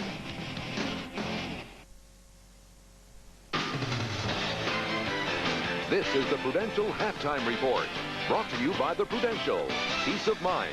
It comes with every piece of the rock. Halftime of Game 5 in Chicago. The Suns leading the Bulls 54-49. Barkley with 18. Jordan, who comes in averaging what would be a finals record 43 points a game through the first 4, with 17 at the half, and the Suns lead by 5. All right, here's the premise. We have with us Magic Johnson calling the game, of course, with Marvin Mike. And joining us from the Magic Kingdom in Orlando, where he's with his kids at Disney World, Isaiah Thomas. They were the leaders of the last 2 teams to win back-to-back championships. Each was thwarted in their efforts to three-peat. Let's begin with you, Magic. You were quoted earlier in the week as saying that while the Bulls certainly are one of the great teams of all time and belong in the conversation, you believe your Laker champions of, let's say, 85 or 87, both teams beat the Celtics in the finals, either one of them could beat these Bulls. Well, because we had more weapons. I think that what happens sometimes the Bulls rely on Michael too much. And what I was saying, that if you get me in foul trouble and get Michael in foul trouble, take us both out, you would see what would happen. You know, our team would dominate them. I mean, who's going to stop Kareem? And we had so many more weapons. It's just we would beat them. Isaiah, your thoughts on your Piston teams that won back-to-back before the Chicago Bulls beat you in a sweep in the Eastern Conference Finals in 1991, and that started them on the road to their first of 2 in a row, now verging on 3. Could the best of those Pistons clubs beat these Chicago Bulls? Well, I think it would have been a very interesting games in terms of matchups. I think the thing that really hurt us, if you remember, after we won our first championship, was expansion, and we lost Ricky Mahorn. And we weren't able to do a couple of other things that we wanted to do with the draft and everything else. So it would have been interesting to see how well our team would have fared against this Bulls team. But, you know, when you're talking about this Bulls team, you're really only talking about Michael Jordan. And, you know, you can't really say that, you know, our team would have beat him or the Lakers team would have beat him, because nobody really has found out a way to stop this guy. Now, sure, yeah, if you take Michael away and you take Magic away and you take me away and you take Michael away, yeah, then our teams are better, but the fact is, he's still there. It seems to me, though, that although teams peak at different times, when the Pistons were beating the Bulls, you had the right kind of defense. You were a tremendous defensive team and physical. You could rough the Bulls up. And with you and Joe Dumas in the backcourt, Michael really had to work on the defensive end. You were often running him into picks and wearing him out. Well, the thing that amazes me about Michael Jordan and about I think the rest of the players in the league is his stamina and his endurance. The thing that I wasn't able to do, the thing that Magic wasn't able to do, we succumbed to injuries. We didn't have the type of stamina, the type of energy level that Michael seems to possess every single night, whether he's playing against the worst team in the league or the best team in the league. He has an energy level that's unmatched by any other player or any other athlete that I've seen in professional sports. Whether it be basketball, football, baseball, track, tennis, his energy level is so much greater than ours, it seems, that night in, night out, he's there performing at a level that we frankly just weren't able to reach, and that's why he's there tonight, healthy and trying to three-peat, and Magic and I succumbed to injuries. High praise, that's for sure. Isaiah and Magic, stick with us. We'll continue in just a moment after this from Prudential.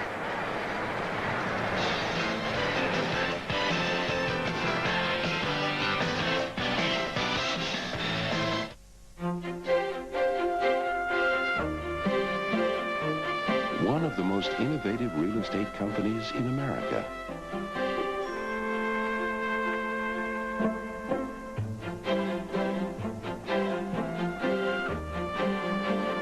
The leader in individual life insurance. Peace of mind. It comes with every piece of the rock. I'm writing because I have a very close friend who's being verbally abused by her parents. They tell her she's a failure, no good, and stupid. I told her to talk to the school counselor, but she's afraid her parents will find out and make things worse for her. She has thought about suicide many times, but someone was always there to convince her otherwise. I just worry that one day there won't be anyone there.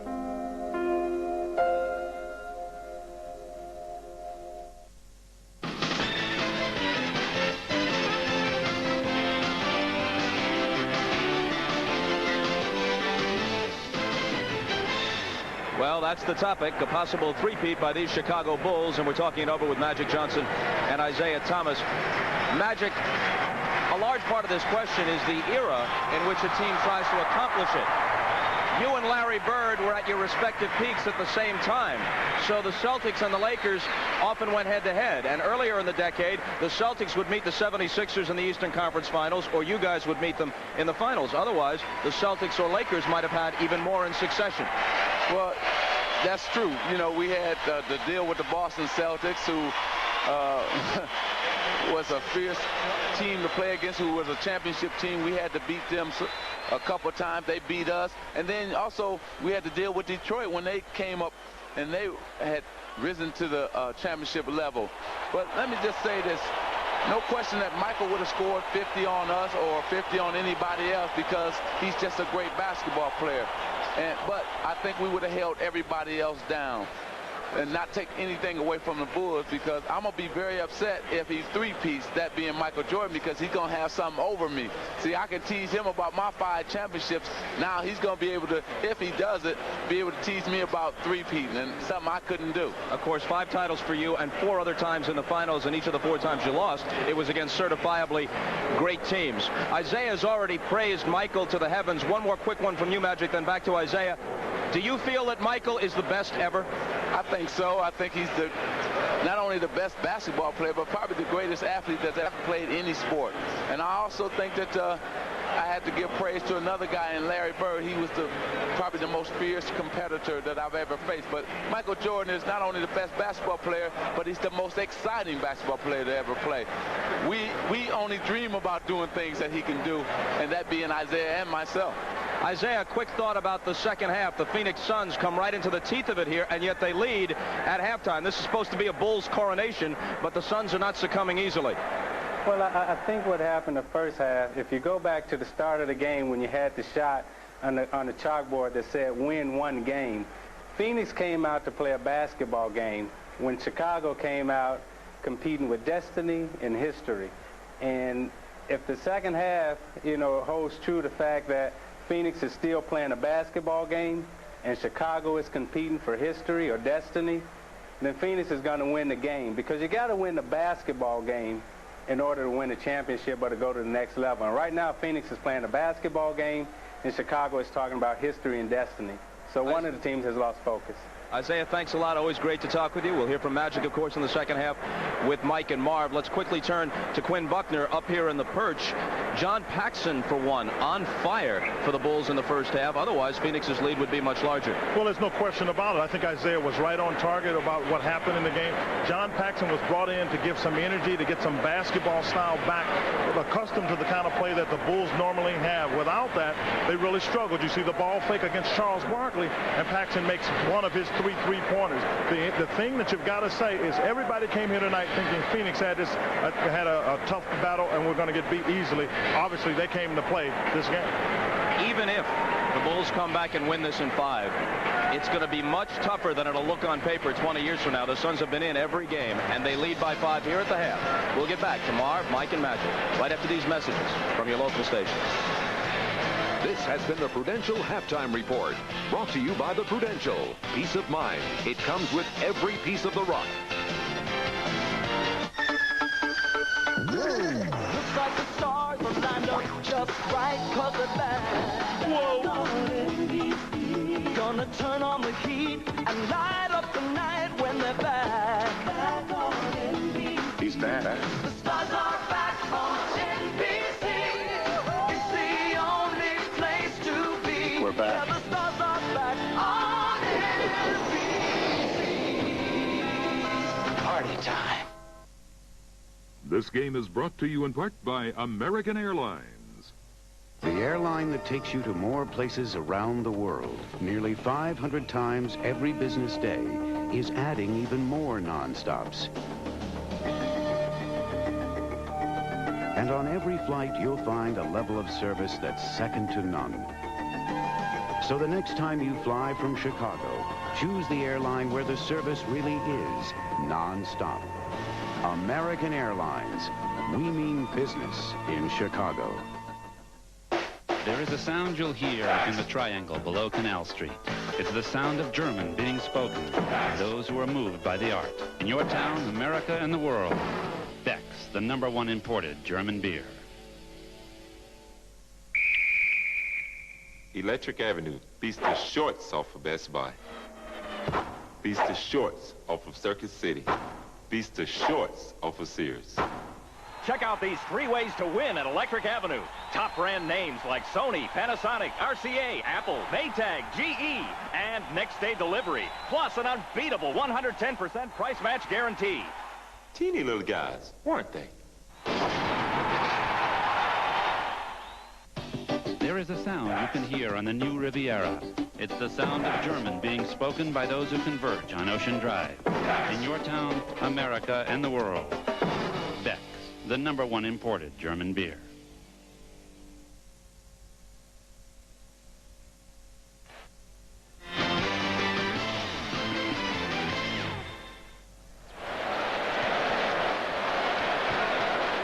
At the half here in Chicago, the Phoenix Suns with a 54-49 lead on the Chicago Bulls. Now, all year on our NBC telecast, we have brought you Miller Genuine Draft's Genuine Moments. Here now, a look at some of the genuine moments from this year's NBA playoffs. Miller Genuine Draft presents Genuine Moments of the NBA Finals. It's playoff time in the NBA, and you can't beat the playoffs. Johnson sets up Mourning. Oh, the horn to Petro. Wants 3.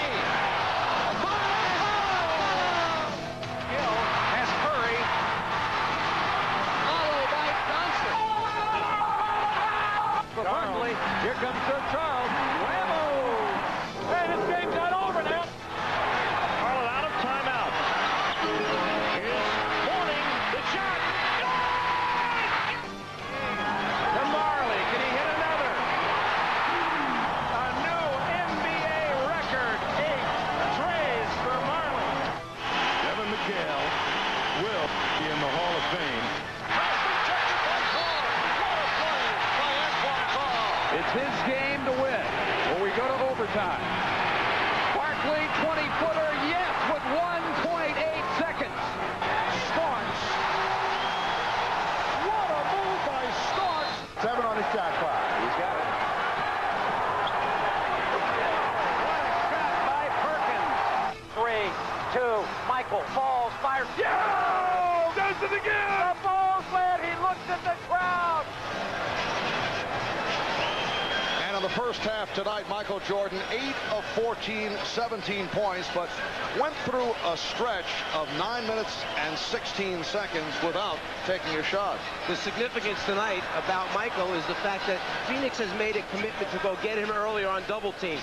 First, he's not getting to the rim with penetration. They've taken that away, and that shows up with the fact that he has no free throw attempts in the first half of the game. You take away his penetration, he has to kick out. The only thing he's gone to now is post up and shoot quickly over the top of Kevin Johnson. And Magic, you said right at the start of the telecast that the Suns should go right for Charles Barkley, and it should be Barkley's ball game, and that obviously was their philosophy. Look at the stat line, 7 of 12, 18 points for Barkley. Well, I felt that Charles should do what Michael did in Game 4. Come out and try to get as many points as possible to lead his team to victory. And right now, it seems like he's on that pace. If Charles Barkley can continue to score as well as set his teammates up for easy shots, Phoenix is going to win this game.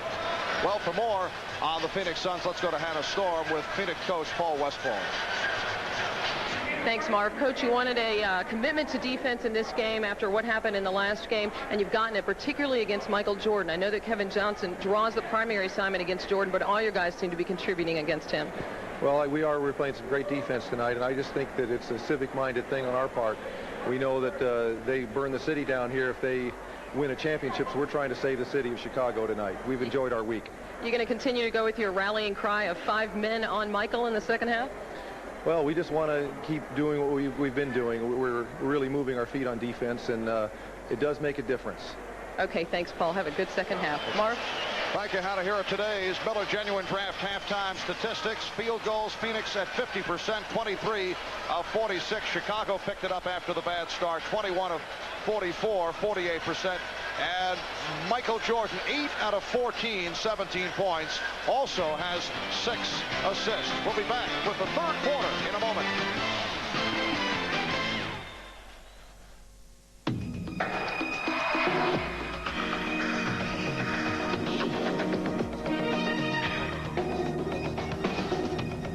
The Acura NSX.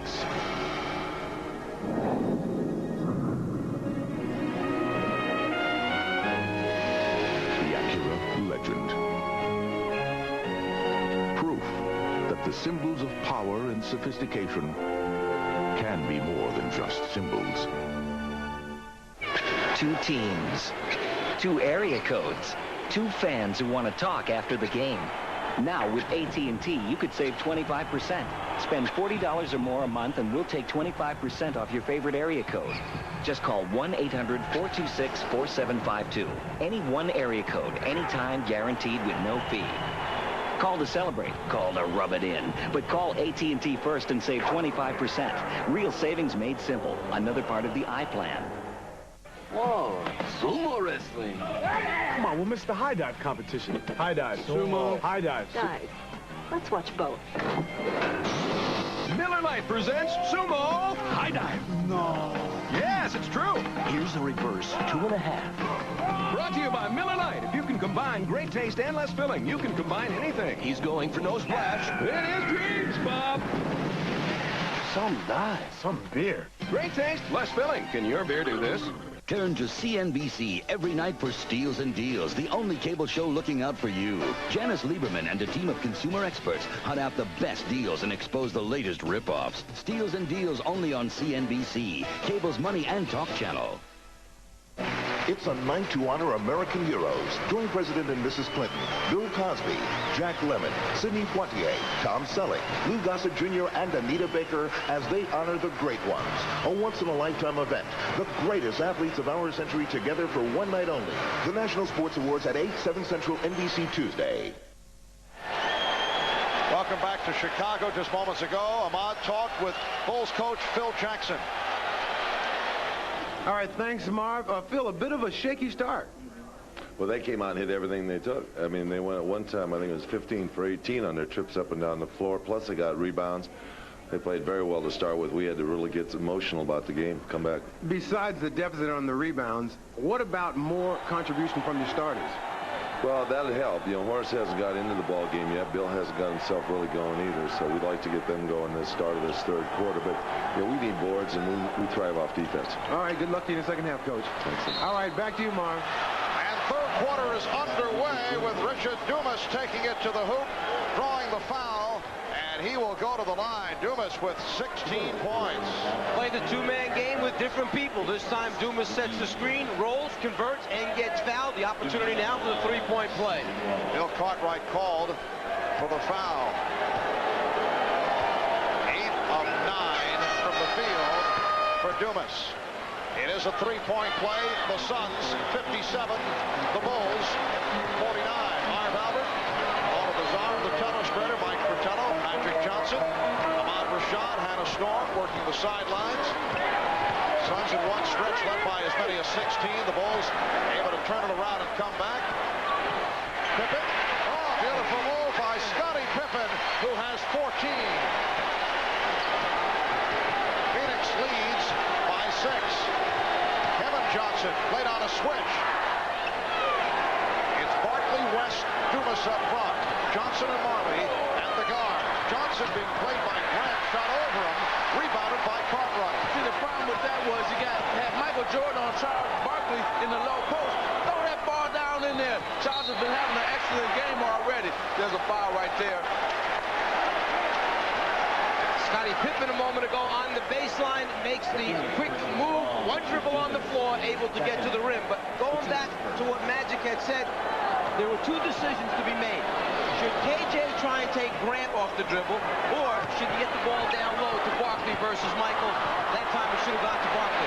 Pippen's pass picked off by Dumas. Now Dumas Dumas played on a switch by Armstrong, and Barkley setting it up. Dumas looking to post up. Ran over to help. Barkley has a three-pointer lined up. And it will be Chicago in possession.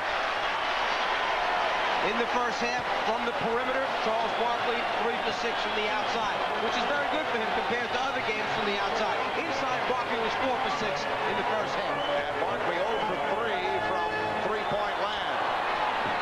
Kevin Johnson guarding Michael Jordan. Shot clock at 5. Jordan cuts it to a 4-point Phoenix lead. 19 points for Jordan.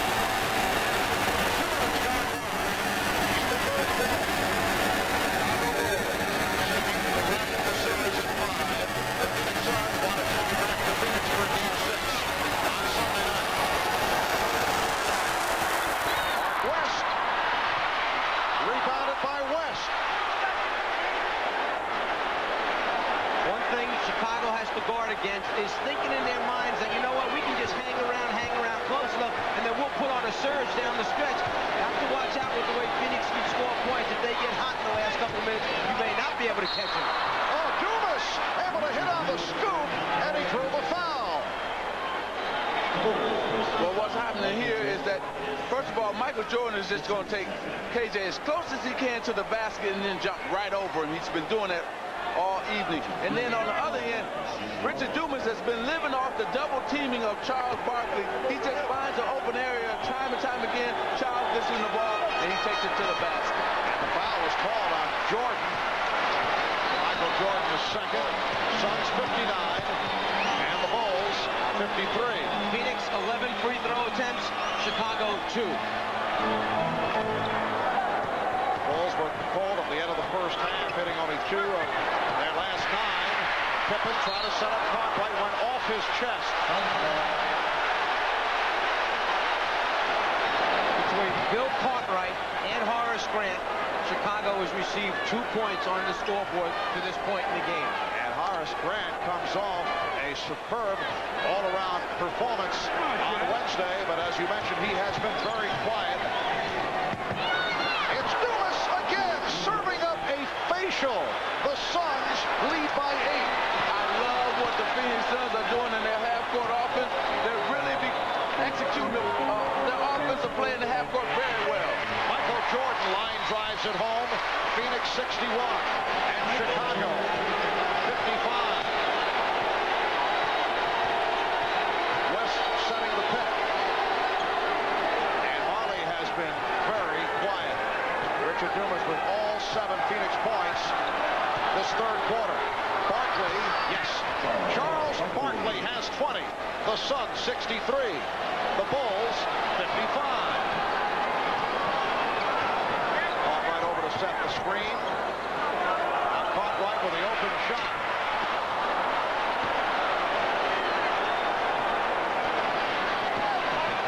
Kevin Johnson. Played by Michael Jordan. They isolate for Barkley. No help, and Barkley puts it down. Charles went one-on-one with Horace Grant, and Phil Jackson is very unhappy. You get to a certain point where you've got to make a decision now. Do you get the ball out of Charles Barkley's hands earlier than you've been coming? But the guy who has been playing so well for them, the rookie Richard Dumas, again, the pick-and-roll game with Kevin Johnson and the conversion. When do you come and get it out of Charles's hands? Because he's just too much one-on-one down low. And Paul Westphal said, yeah, that's the way to do it. 7:36 remaining in the third. Phoenix by 10. Double Deception, a world premiere, NBC Monday.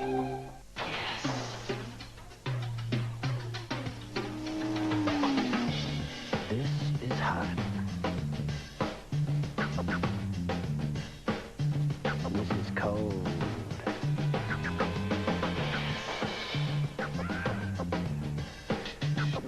This is a silver bullet summer. This is all you need to know.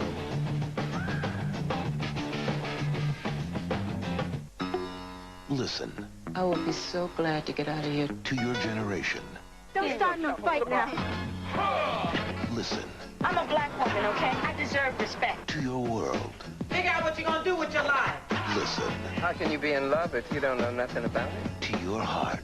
Nobody can make it out here alone. Janet Jackson, Tupac Shakur, Poetic Justice. From the director of Boys in the Hood. Rated R. At theaters July 23rd.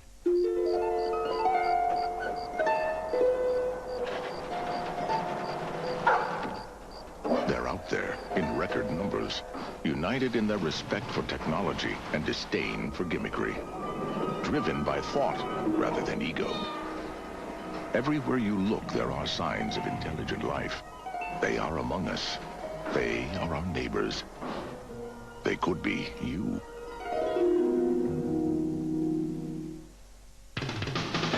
The NBA on NBC is brought to you by Acura Automobiles. Experience precision-crafted performance. By AT&T, the official telecommunications company of the NBA. And by Coppertone Sports Sunblock. Provides all-day UVA and UVB protection. Welcome back to Chicago. The Suns lead by 10, and that man, Richard Dumas, rookie from Oklahoma State, in games 2, 3, and 4, provided a jump start. That's the term that Paul Westphal likes to use concerning the play of Dumas, who would get the minutes early, but would not play much in the second half. Well, tonight, he has done it in the first half, and here in the early moments of the third quarter, Dumas with 21 points and has had the hot hand. He's 10 of 11 from the field.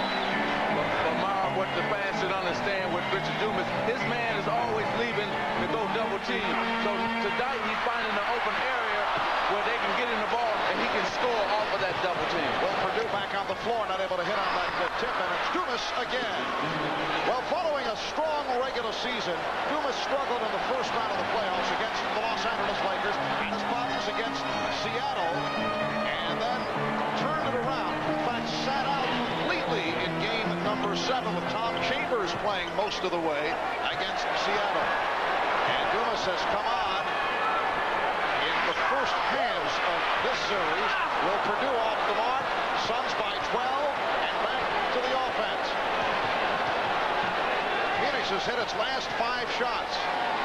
Barkley off the fake and the double pump, and he's called for the up and down. It's a travel violation. Richard Dumas in transition is picked up by Michael Jordan. He just catches, elevates up over the top of Michael Jordan, playing with a tremendous amount of confidence right now. Well, because he's been scoring early. So he's got the confidence because he's been playing good, and he played good in the first half. Jordan is on. Dumas with the rebound. John Lucas, now the coach of the San Antonio Spurs, and a man who was so instrumental, as Armstrong is called for the foul, so instrumental in the recovery from a drug problem suffered by Richard Dumas. John Lucas coaching the Miami Tropics of the USBL. Dumas a member of that squad. And John may have gotten a little carried away with the comparison, but he said somewhere down the road, we're looking at another Julius Erving. That was the comparison he made, which may be a little bit too much, but John has been a great supporter of this guy. Rookie from Oklahoma State, Richard Dumas, played 2 years at Oklahoma State, then he played 1 season in Israel. Here's Pippen on the run against West, and he's fouled. See, that's what they didn't do last game. Now they're hard fouling. Now they say no layups. And this is what happens. And that's why the Phoenix Suns are playing as good as they're playing. Because, see, here they say, okay, Scottie, you go into the hole, we're going to foul you, send you to the free throw line. I want to go back to that statement that John Lucas made about Richard Dumas. There was a little more to that sentence comparing him to Dr. J. He said he may be seeing a Dr. J with a better jump shot, however. Well, John is a good friend of mine, and I like John. But I don't see no Dr. J in Richard Dumas. Now, I see some similarities when he take it to the basket and dunk on people. But Dr. J is a Hall of Famer, one of the greatest to ever play. Richard Dumas got a long way, but I do like Richard Dumas' game, and he's come on strong here tonight. The Suns able to elude the trap. Marley for 3, yes! And Marley hitting his second from downtown. Suns open up a 13-point lead. They're playing loose. You can see it. They come down, pitch ahead, stop behind the three-point line, let it go, and that's the weapon they've used all year to win. Pippen is fouled, sandwiched between Marley and Miller. Pitch ahead, stop behind the three-point line, and get it up there before Chicago can rotate back out. Dan Marley extends the defense, puts tremendous pressure on you, and once again, this cross-matching defensively. What I mean is the unusual matchups that Phoenix is playing. KJ on MJ, Charles guarding Cartwright, Dumas playing BJ. It's hurting Chicago just as it did in Game 3. Last time out, Ahmad overheard the staff talking about it to the players. You've got to cover for each other when they're cross-matching you. It's been a problem in runouts. Ahmad overheard the staff sneaking his way in. Scoop Rashad. 12-point Phoenix Suns lead. Foul called down below. It's a hold on Grant. That is his second. Well, here it is right here. It's inside Charles. What happened, Horace grabbed his arm, and then Charles couldn't get free. Dumas from Miller did not have the shot. Works it back out. Pippen with the steal. 3-on-2. Suns able to recover. Jordan stopped from behind. Dumas got a piece of it, and Dumas will finish it off. Michael Jordan upset. He felt he was fouled. Phil Jackson calls for time. You think back to the last game. Remember Michael Jordan getting to the front of the rim for the dunks. This time when he starts down the lane, look for Oliver Miller to step up, make himself big. It stops Michael Jordan before he can get there. Do I have it? No. There's the big man, Miller. Body contact, the turnover. Again, the defense. 3 people surrounding the basketball. In the Phoenix locker room just before the game, the one thing they talked about was, let's guard people out there tonight. An 18-9 run by the Suns, and they lead by 14. The suspense is rising. The excitement is building. Sean Connery, Wesley Snipes. In the most thrilling motion picture of the year. From the #1 bestseller. Rising Sun, July 30th. Rated R. Trying to save pennies per call with another 800 service, a boat equipment company can lose 30 calls a year. At $1,100 a call, they could lose sales. One of the 800 reasons to choose AT&T 800 service, the best in the business. Having embarked on a new career at the age of 45, Kareem found himself traveling in coach.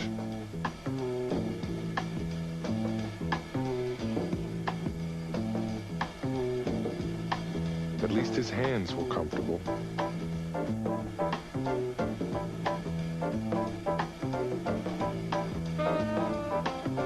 Only PowerBook is designed to fit the way you work.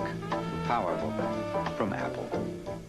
No matter how tough you think you are, one opponent can bring you to tears. Sunscreen in your eyes. Fortunately, there's Coppertone Sport. Ultra sweatproof.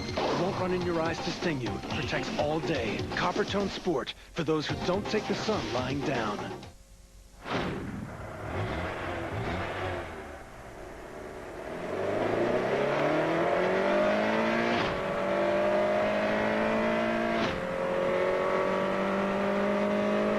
Introducing the 190 horsepower Prelude VTEC.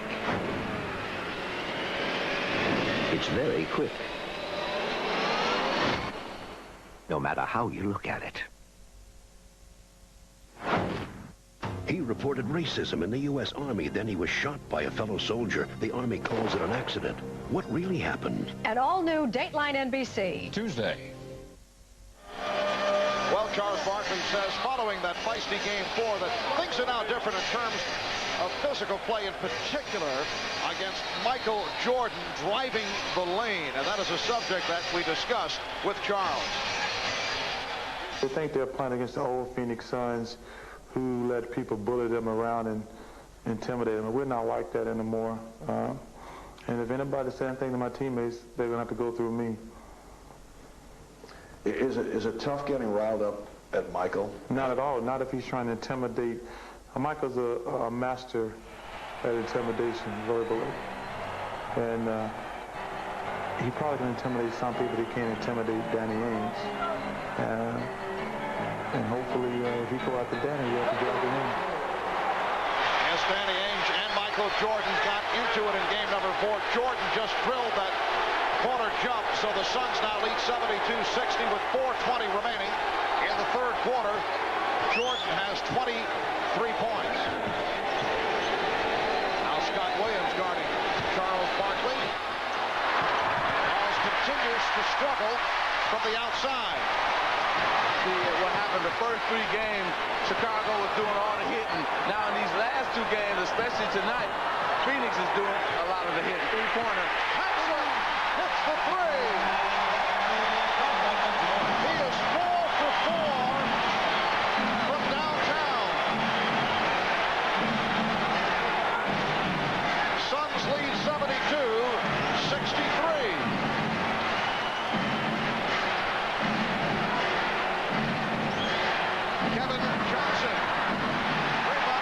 Scottie Pippen. Jordan for 3. Yes.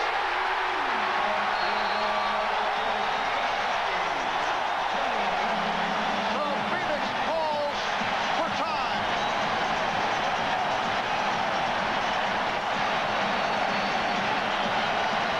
Since they've come out of the timeout, Chicago has hit 3 jump shots. Michael Jordan a 2. Paxson with the 3, then right back to Michael Jordan, who winds up getting behind the three-point line for a three-pointer. 8 straight points since the last time out. And for Phoenix, the problem is you live by the sword, you die by the sword. They were making jump shots early. Since that last time out, Phoenix has had Barkley miss a jumper, KJ miss a jumper. Chicago's right back. Well, you know why? Because they're doing it, they're trying to do it individually. Before, they were making jump shots because they went inside the Charles Barkley and let him set the offense for everybody else. Remember game 6 last year, Chicago and Portland. The Bulls were down 15 after 3, and they came back to win the game with a 33-14 run in the fourth quarter. Phoenix has gone cold. Chicago now showing signs of coming on. Jordan just off the mark with that pass. Just let it go a little bit too soon, Michael, so it was a little high and fading away, kind of like a screwball. He needed a curve in that situation.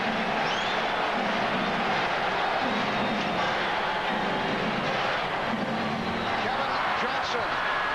14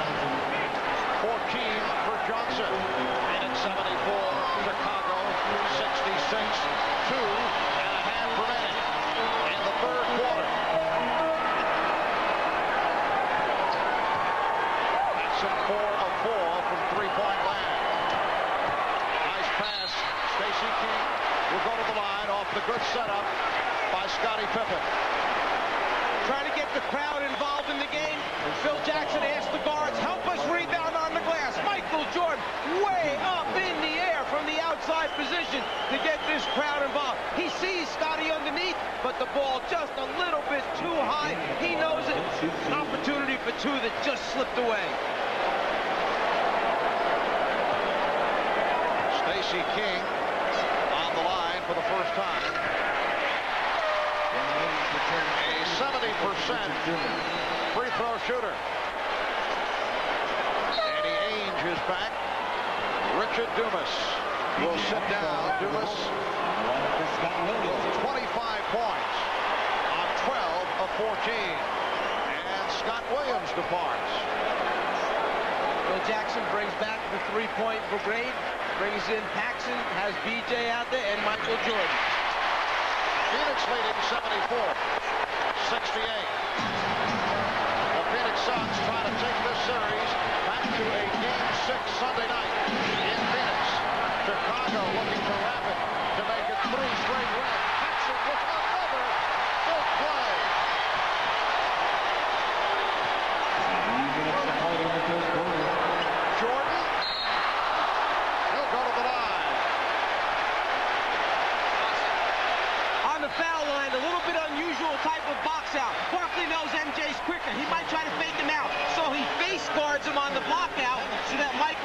get to the rim in case of a miss. And this is the first time that Michael has gone to the basket and got fouled. And this will be his first free throw attempt. Out of another call for that foul, his third. Suns over the limit. Michael Jordan has been off at the free throw line, only 13 for 18 on Wednesday night. And you can see the progression in the series. The Bulls down to the line 10 times tonight. Suns by 5, just under 2 minutes remaining in the third.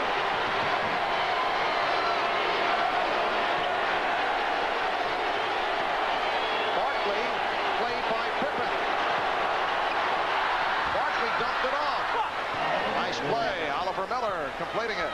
Every time that the Chicago Bulls come back to make a run, then the Phoenix Suns come right back with a run of their own. Suns have a 7-point lead.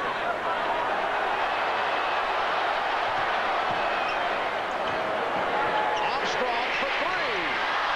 Miller got the good inside position. Marley for 3. Ames with the rebound. Crowd groans every time they see Marley has an open 3-point shot. For a travel. Johnson had it knocked away by Pippen. 3-on-1, 4-on-1. It's Jordan. The Suns 76. The Bulls 71. 45 seconds to go. Third quarter. And a foul on Pippen. Pippen with the shove to get to that pass. Scottie Pippen knew that he couldn't muscle Charles Barkley out of the low post area. His only chance was to try and gamble and get around, but you can't use your hands to throw the offensive man out of the way. The strip by Paxson, they've got 3-on-1 numbers until number 23 decides to jump in there. Now it's 4-on-1. Michael with the finish. Now both teams are over. A foul in it. You mentioned Michael with the finish. He's finishing strong. He has 12 points in this third quarter for a total of 29 in all. Barkley 4 of 5 from the line. 23 for Barkley. Frank Johnson returns to give Kevin Johnson a breather. Charles continue right here to tell Scottie Pippen, you can't guard me. Every time we come down, I'm going to take you one-on-one. And they're drawing back and forth at each other. If you're sitting there saying, well, then why do they have Scottie Pippen guarding him? It's because of the cross-matching at the other end. When Phoenix runs out, many times you have to play who's playing you. You wind up with bad matchups. 10-minute left, third quarter. Pippen. Oh, tip home. Terrific follow by Pippen. Now, Scottie is telling Charles, you can't guard me. I just took you. So let's see what happens here. Suns by 5. They trap Johnson. Third quarter winding down. And a foul called by Jess Kersey against the Bulls. It's on Stacey King. Little conversation taking place inside. Charles, Scottie, on that last time down, when Scottie shot it and missed, he just out-quicked Charles to the basketball. He used that extra effort, the second effort, to go get it. Charles, on the other end, tries to overpower Scottie. Out of another 70% free throw shooter. And now Charles Barkley will get a rest. Barkley played 23 of 24 minutes in the first half. Here's the conversation continuing between Pippen and Barkley. Miller converts on both. The Suns now lead 80-73. Final seconds. Third quarter. Jordan directing traffic. Jordan with the pull-up for 3. Rebound Miller. And time runs out. Well, the Chicago Bulls trying to accomplish something that has not been done in 27 years. looking to become only the third team in the history of the NBA to win 3 in a row. We're headed to the fourth quarter. The Bulls are down by 7. Suns want to take it back to Phoenix. We'll be back after this from your local station.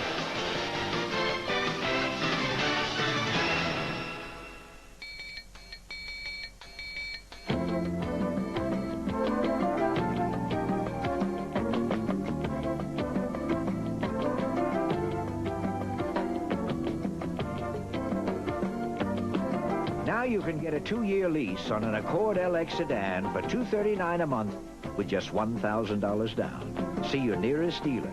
He'll have all the facts.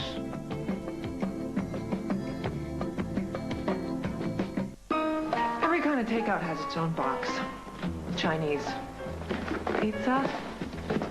Fun. Nobody has more fun than Blockbuster, so if you want great takeout without the calories, make it a Blockbuster night. Trying to save pennies per call with another 800 service, a furniture company can lose 66 calls a year. At $200 a call, they could lose an arm and a leg. One of the 800 reasons to choose AT&T 800 service, the best in the business. Love, that's a big commitment. I mean, there's a lot of phone calls and a lot of arrangements. You got to meet the parents. Here's Barkley. Whoa! You gotta love it! I don't want to meet anybody's parents. That's uncomfortable. Warning, the shot. Game over! Love. I don't know if I'm ready for that. Stops goes baseline. Oh, you gotta love it! Oh, the NBA. I love this game.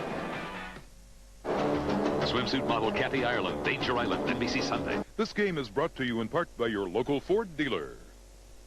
Me and the folks at American Express have been kicking around some ideas for a new card application display. I like this one. Pretty good, isn't it? Excuse me, sir. Would you like an application for the American Express card? The card with no interest charges. As a matter of fact, I would.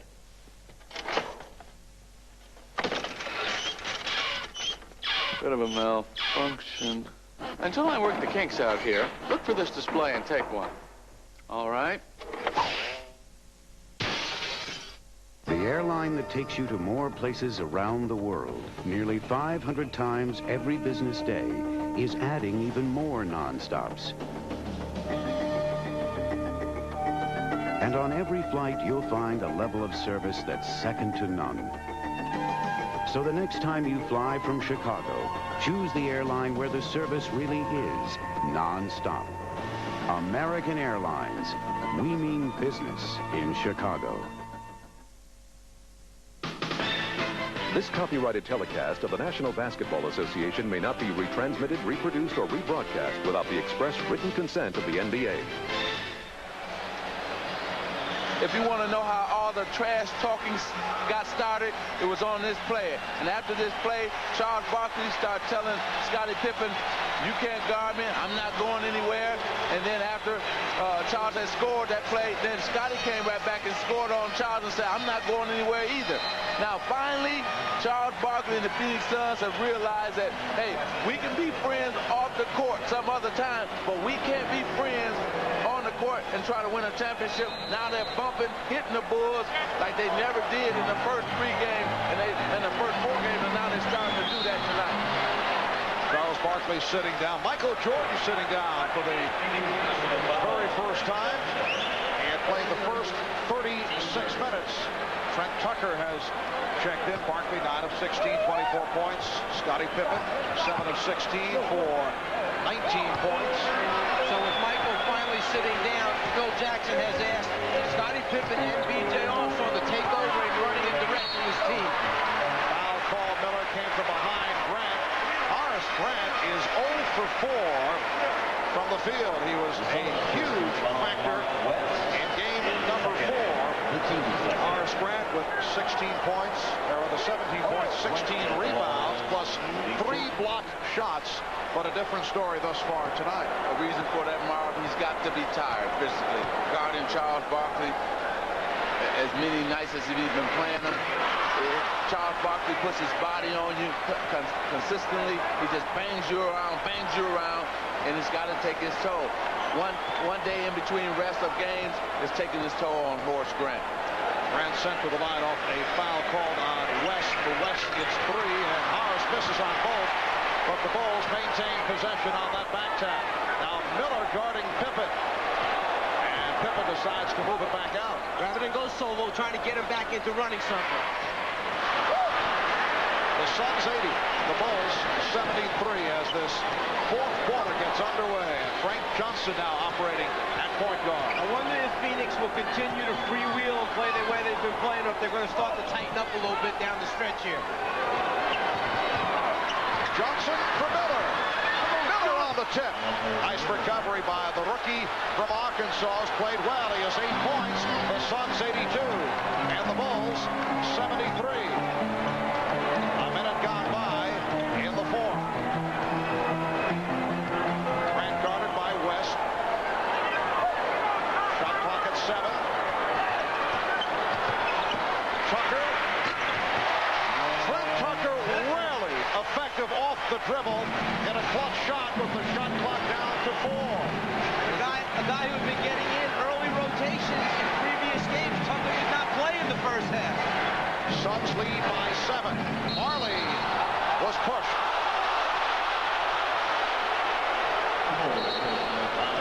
Foul called on Pippen. That's 4 on Pippen. Well, missing the first one, not a problem. Again, it's twice Miller has done that in the game. Follow up his own shot. Jordan hoping his teammates will get a body on and box out. Not happy with it. Ainge leading Miller. And that's a traveling violation. Well, that's Tom Chambers in that situation. That's a jumper going up there. You know what? If I'm Paul Westphal, I would bring Chambers in where he can get that shot off because they're double teaming the pick and roll, and I don't think Oliver Miller or Mark West can score from it. Chambers has played only 1 minute. He was 1 through 9 on Wednesday night in Game 4, and has seen only 1 minute of action here tonight.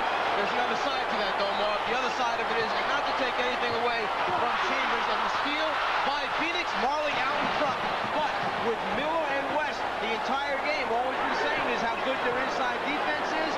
You need those guys on. When Chambers is on the floor, they don't respect any shot blocking ability or wide bodies out there. You sound like a coach. I sound like a player.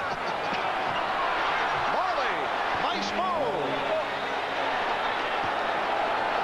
This was an important time of the game because both benches are in. Whoever takes advantage of the both superstars being out might have a better chance to win this game, especially down the stretch. Both coaches now thinking about the decision. When do you bring back Barkley and Jordan? Scott Williams with his first field goal. The Suns 84 and the Bulls 77.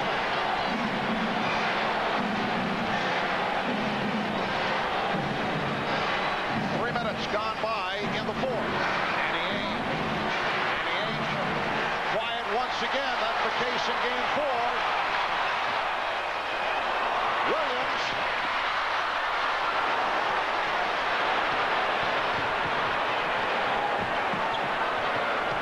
Frank Johnson spotting the shot. Ainge. Danny Ainge. Oliver Miller did the job keeping it alive and guiding it to Ainge. Suns 86 and the Bulls 77. You know, Danny Ainge was 10 for 18 in the first 2 games, but since that time, he's only 3 for 12, actually 3 for 13 until he hit that last jumper. Miller called for the foul, his 4th. Timeout has been called. Charles Barkley enjoying what he is seeing. His club up by 9. What a difference today makes in Beverly Hills. You know, this could be the last game till next season. What'll you do till then for entertainment? Well, we suggest an Oldsmobile Achieva. It comes with air, automatic, cruise, tilt, power windows and locks, anti-lock brakes, and a whole lot more. At a price that's $2,000 less than Honda Accord DX. It's your money.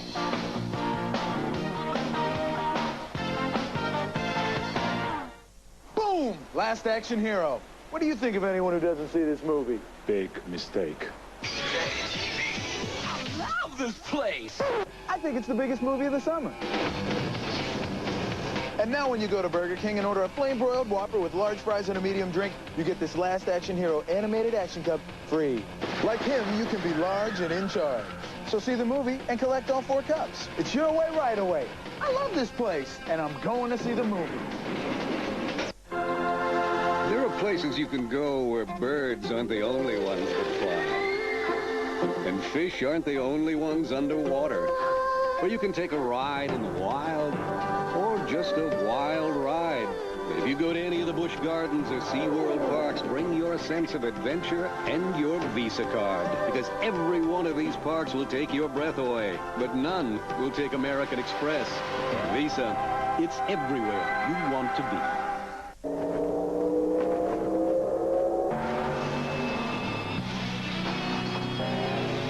Miller Genuine Draft Rusty Wallace stock car. See it. Hear it.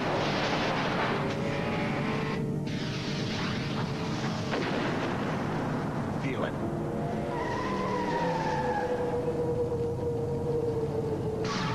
Catch it, if you can. The crowd attempting to urge the Bulls on. They're trailing the Suns 86-77. Remember, last year, Game 6 here in Chicago. At one point, the Bulls were down by 15 early fourth quarter, but sparked by the play of Michael Jordan and John Paxson and tenacious defense. There's Scottie Pippen on the drive.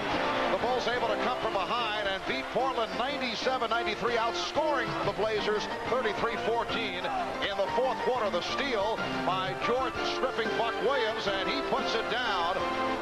A 14-2 run was led by 4 reserves. Jordan was on the sidelines cheering his teammates on. Then Michael made his return to the court, and he helped put it away 97-93 as the Bulls won their second consecutive title. The problem with that was Portland, and that's fine. But this is the Phoenix Suns with Charles Barkley.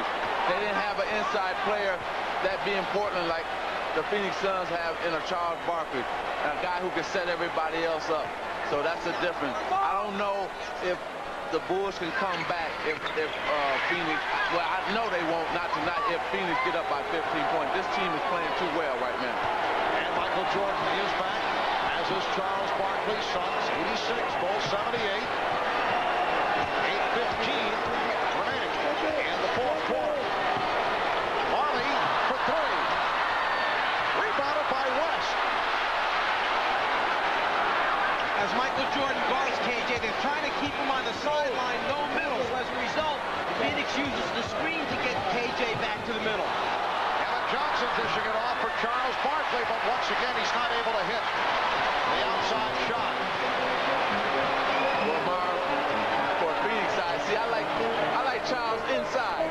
He can get the shot off, score himself, or set his teammates up for a wide open shot. When he's outside, they're going to give him the outside jumper. They want him to take that shot. Grant is fouled.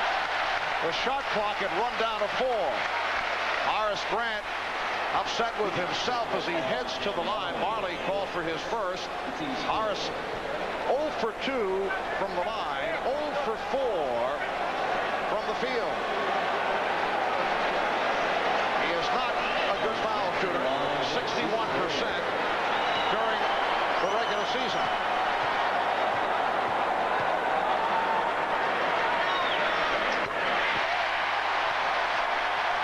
The Suns by 7 as Horace hears the cheers.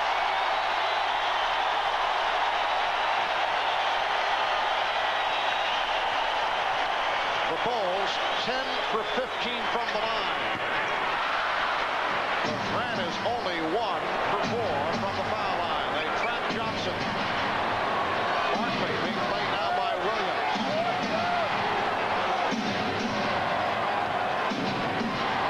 Barkley, West, Marley up front.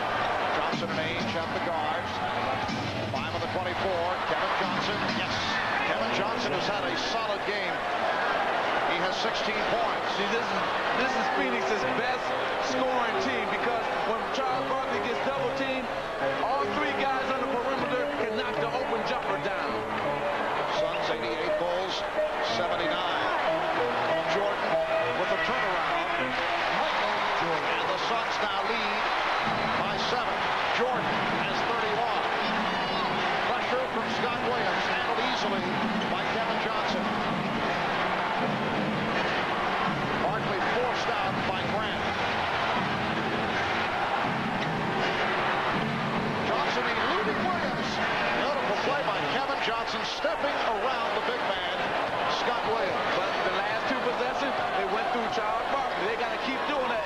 Phoenix Suns, I want to keep doing that. Block shot by Mark West that time. And here's Marley with Paxson falling down, and Marley was fouled by Jordan.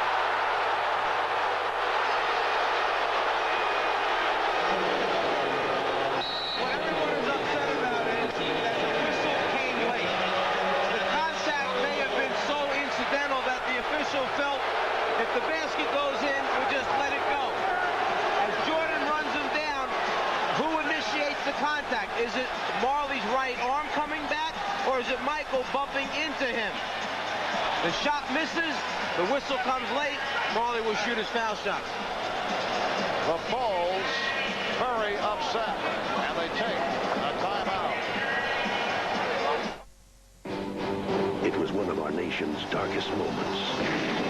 And he was there. The only active agent who ever lost a president. 30 years later. Do you really have the guts to take a bullet, Frank? The hell is this? He's back. This guy's gonna make a try. I've got to be there. In the line of fire. I see you standing over the grave of another dead president. Clint Eastwood. That's not gonna happen. In the line of fire. Rated R. At theaters July 9th. You know, this could be the last game till next season. What'll you do till then for entertainment? Well, we suggest an Oldsmobile Achieva. It comes with air, automatic, cruise, tilt, power windows and locks, anti-lock brakes, and a whole lot more. At a price that's $2,000 less than Honda Accord DX. It's your money.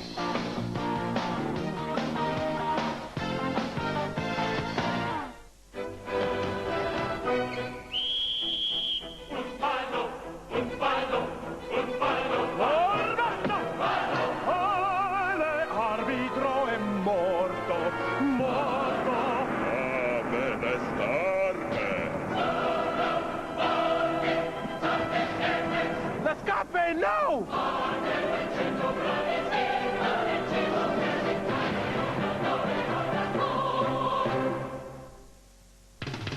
The NBA on NBC is brought to you by Oldsmobile, by the people at Nike who encourage you to just do it, and by cold-filtered Miller Genuine Draft. Get out of the old, get into the cold. Welcome back to Chicago.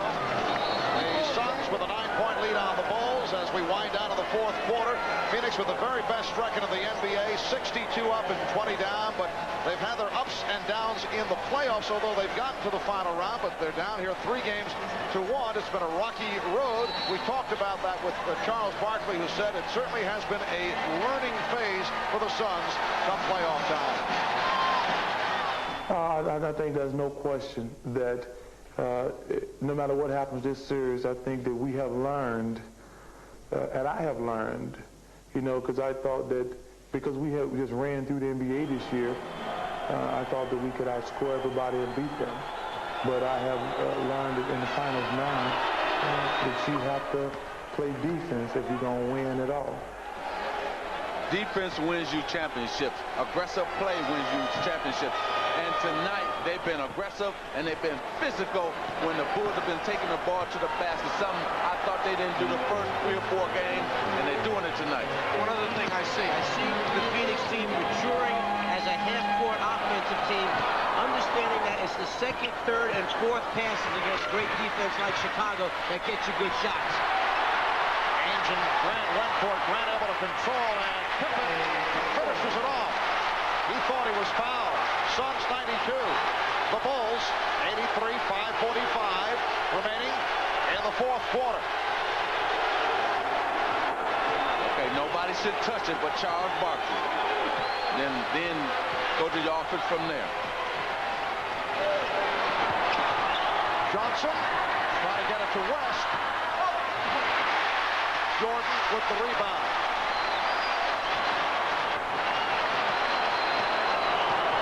Jordan went to the hesitation move. Barkley rebound. Barkley on the run. Barkley for Ain. And the Suns lead 94-83 as we come up on 5 minutes remaining of the game. This crowd disappointed. They came here hoping to celebrate a 3-peat. Michael Jordan cuts it to 9. Suns have led most of the way, however, leading by as many as 16. And the Suns want to take it back to Phoenix for Game 6 Sunday night. Johnson with the save, intercepted by Grant. 3-on-1. Pippen all the way. Pippen not able to hit off that twisting shot. And here's Barkley. Oh, what a major mistake. I'm sorry, what a major mistake, Marv. He should have passed it to Charles for the dunk shot. Wild end-to-end play. Paxson. And Williams able to put it home. Paxson claiming he was fouled. The Suns 94. The Bulls 87 as we come up on 4 minutes remaining in the game. A big basket by Scott Williams, but I haven't seen the energy from Scott Williams that we've seen him supply in past playoff games. Kevin Johnson is fouled.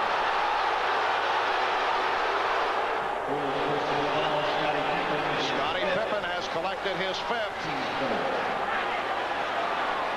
Bulls with their third team foul. Suns have 4. Johnson to the line. He's 2 for 2 from the line.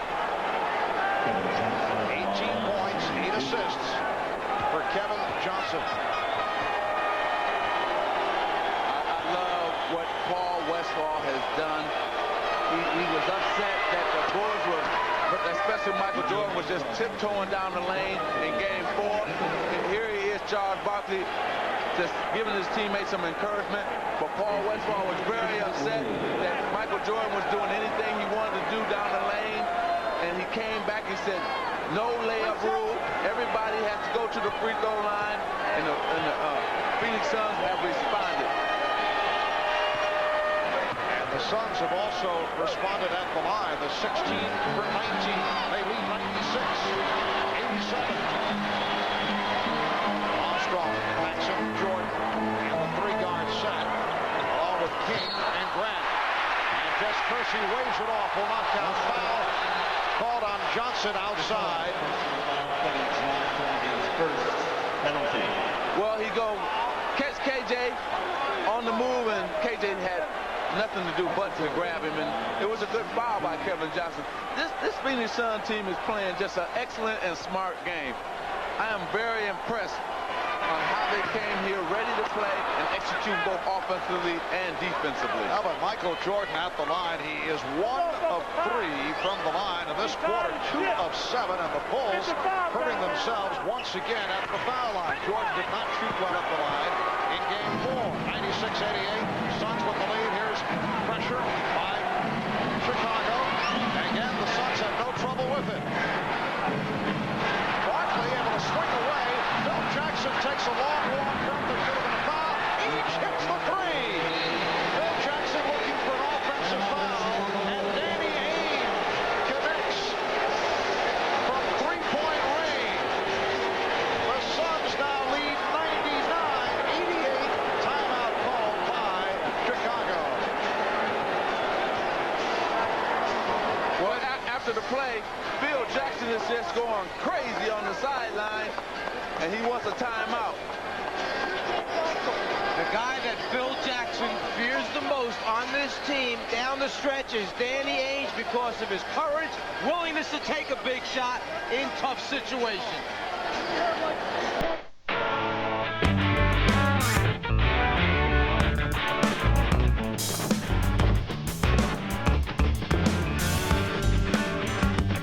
Cold-filtered Miller Genuine Draft. For those who've discovered its smooth draft taste, the world is a very cool place.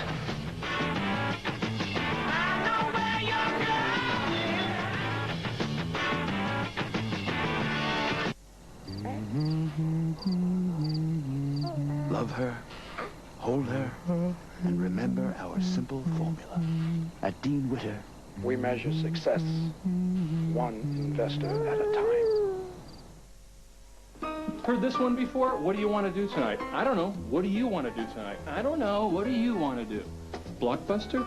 Blockbuster. Done. So if you want to do something exciting tonight, make it a blockbuster night.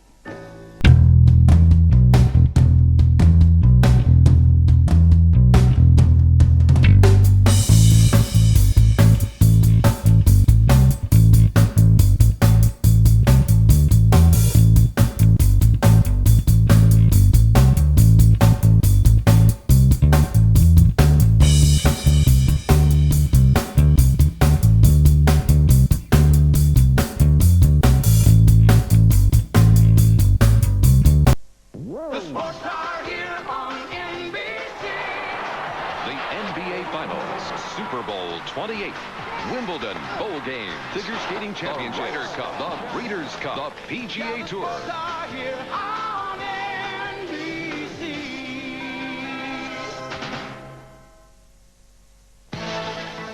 Miller Genuine Draft presents Genuine Moments. Tonight's Miller Moment takes us back to the 1966 NBA Finals. The series went 7 games. The Boston Celtics outlasting the LA Lakers to capture an unprecedented 8th consecutive NBA championship. The Celtics, led by future Hall of Famers John Havlicek and Bill Russell, were not only the last team to three-peat, but the last true NBA dynasty. In recognition of these moments, Miller Genuine Draft will donate $1,000 to the Thurgood Marshall Scholarship Fund. Well, Charles Barkley and the Phoenix Suns have been in the way of the quest of the Chicago Bulls to wrap it here tonight, with the Bulls trying to become only the 3rd team in NBA history to win 3 in a row. No team has won 3 straight in 26 years. 3-point attempt by Jordan went astray. We're coming up on 3 minutes remaining in the 4th quarter, and the Suns lead 99-88. If Chicago can get into it, they have a very small team on the floor. Grant is the center right now. Then they've got Pippen, Paxson, BJ, and Michael, a pressing, trapping, quick team that can hit you with 3-pointers in transition. Johnson rebounded by Jordan. Jordan with the hesitation dribble. Fouled by Marley. So Jordan back to the line. What you have to do if you're Chicago is try to score points and stop the clock. One way you do that, you emphasize take the ball to the basket. Another thought, you're down in the game by 11 points. There's 2:40 left. You've got to get possessions. You've got to score more points each time you have it than the other team. With Mark West on the floor, a 51% free throw shooter, maybe you tell the guy guarding him, if he touches the ball, foul him immediately. He makes 1, you make 2 or 3, you're picking up points on the exchange. Well, that's a great theory and a great way to do things. I don't think Mark West will touch it. Charles Barkley will probably, again, set the offense for the Phoenix Suns. They're playing a smart game, going through Charles Barkley every single time. 2.5 remaining in the 4th quarter. Barkley drawing the double team. Shot clock at 7. Marley eluding Jordan. Marley all the way. Went high off glass.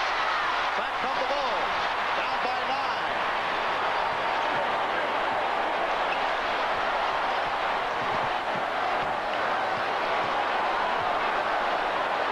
Smart move by Ainge. Michael Jordan hit the little turnaround, but what he really was trying to do was create a shot for Paxson. Ainge almost came to help out, but stayed at home. Michael couldn't get it to him. So the Suns now lead by 7. We're down to 1 minute and 50 remaining. 4th quarter. Barkley struggling for position. Johnson. Yes, and it counts. Kevin Johnson with the field goal, and he will go to the line. He was fouled by Michael Jordan. Michael Jordan was trying to create right there something for Paxson, but Ainge started to come and went back, stayed at home with his player. Jordan turns and banks it off the glass. And again, the offense ran through Charles Barkley. He got double teamed. He found the open man in Kevin Johnson, and they lay it up. I tell you, this Phoenix Sun team is playing excellent basketball, both offensively and defensively. Here's one way to make your all-purpose vehicle a true all-terrain vehicle. Here's another, the Goodyear Wrangler GSA with triple traction. It's like getting 3 tires in one. You get an area for quiet highway traction, for wet weather traction, and for rugged off-road traction from Goodyear. Wherever you drive, on the road, off the road, down the highways, wet or dry, get the tire that's like 3 tires in one. Wrangler GSA, only from Goodyear. You'll know why we like to say the best tires in the world have Goodyear written all over them. Hi, Arnold has done it again. This is one phenomenal movie. Bigger, better, and funnier than anything you've ever seen. Last Action Hero, rated PG-13. At theaters now. Thumper.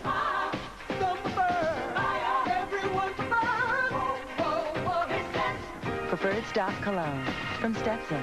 What preferred men prefer.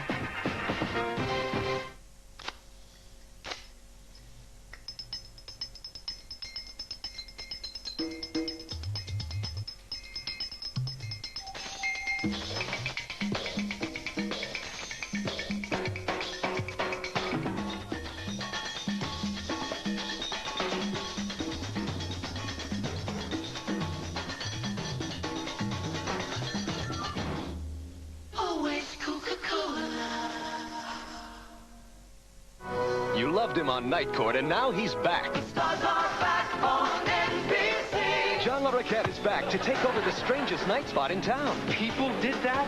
Bears, I could imagine, but people? Four-time Emmy winner John LaRoquette is back on NBC. Hey, how you doing? Tuesdays this fall.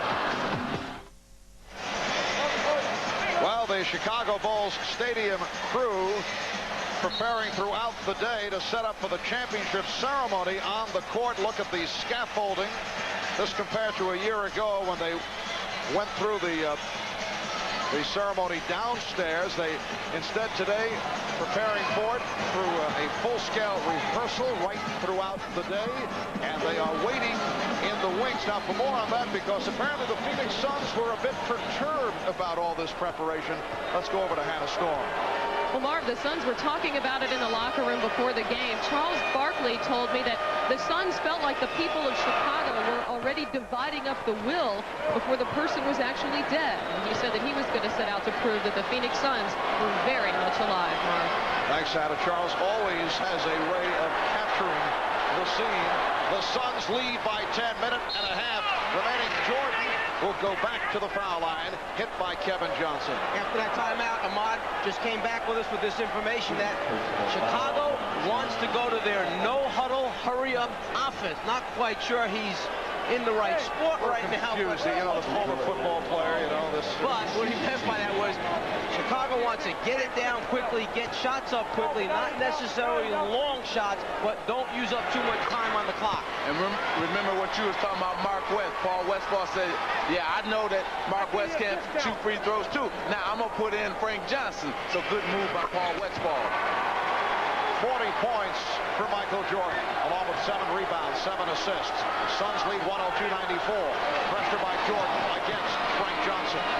So Frank Johnson and Kevin Johnson on the floor at the same time. Nice speed, but Barkley is rejected. Minute 10 remaining, fourth quarter. Here's Pippen, strip.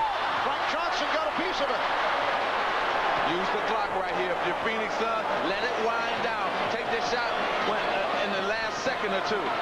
Well, Kevin Johnson saw the opportunity, and with a burst to the basket, able to extend to a 10-point lead. Charles Barkley told us on the off day, we have not been able to stop them on the critical plays when we've had to. That last strip, last time down, was the critical play.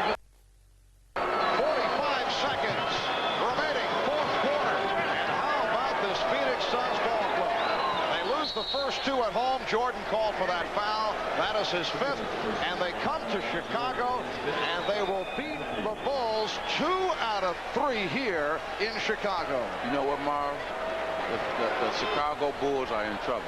They're in trouble. This thing is going to go 7. The last 2 games, even with Michael scoring 55 points, I thought the Phoenix Suns team still outplayed them. They had the chance to tie that game. Kevin Johnson misses that ball. I mean, he turned the ball over. Now they come back, turn it around again in this game. I tell you, the Phoenix Suns are playing better. They're hotter. They're playing better than the Chicago Bulls, and the Bulls are in trouble. Dan Marley may be part of the big story tonight because your second team, all defensive player, has held Michael Jordan at times. Jordan only 4 field goal attempts on the inside, 24 on jumpers from the outside. 37 and 4/10 seconds remaining in the fourth. Out here, we work part-time and play full-time. I was 8. Didn't have a kid. Working for not a dime to spend. Fun out of every dollar. Get into Chevy S10 pickup for around $8,000. From Chevrolet, the most dependable, longest-lasting trucks on the road. Like a rock. Like a rock. Sometimes I dream that he is me. You got to see that's how I dream to be. I dream I move. I dream I groove. Like Mike. If I could be like Mike. I'm gonna be like Mike. Like Mike. If I could be like Mike. Be like Mike. Like Mike. If I could be like Mike.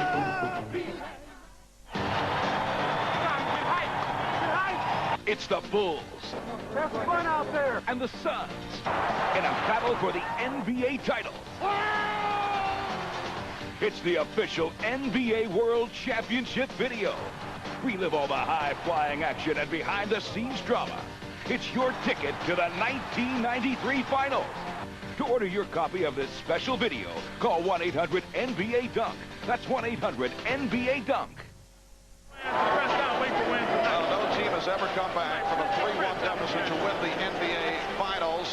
This is a step in the right direction. The Suns will stay alive. There will be a Game 6 in Phoenix. Will be on hand 7 o'clock Eastern Time on Sunday night, which means the Tsar's television career extends at least one more game. I mean, let's get things into the proper perspective. Ames called for that foul on Jordan, who was gunning from three-point range. Michael Jordan back to the line. He's 6 of 8 from the line. I'm gonna go on the limb and say that it's gonna be 7 games. This is gonna be 7 games. I have no question in my mind. It's gonna be 7 games in this series. And I tell you what, everybody better hold on. That American West Arena, them fans of the Phoenix Suns will be rocking come Sunday. Magic, a walking promo here. This team is playing. They're confident right now, the Phoenix Suns.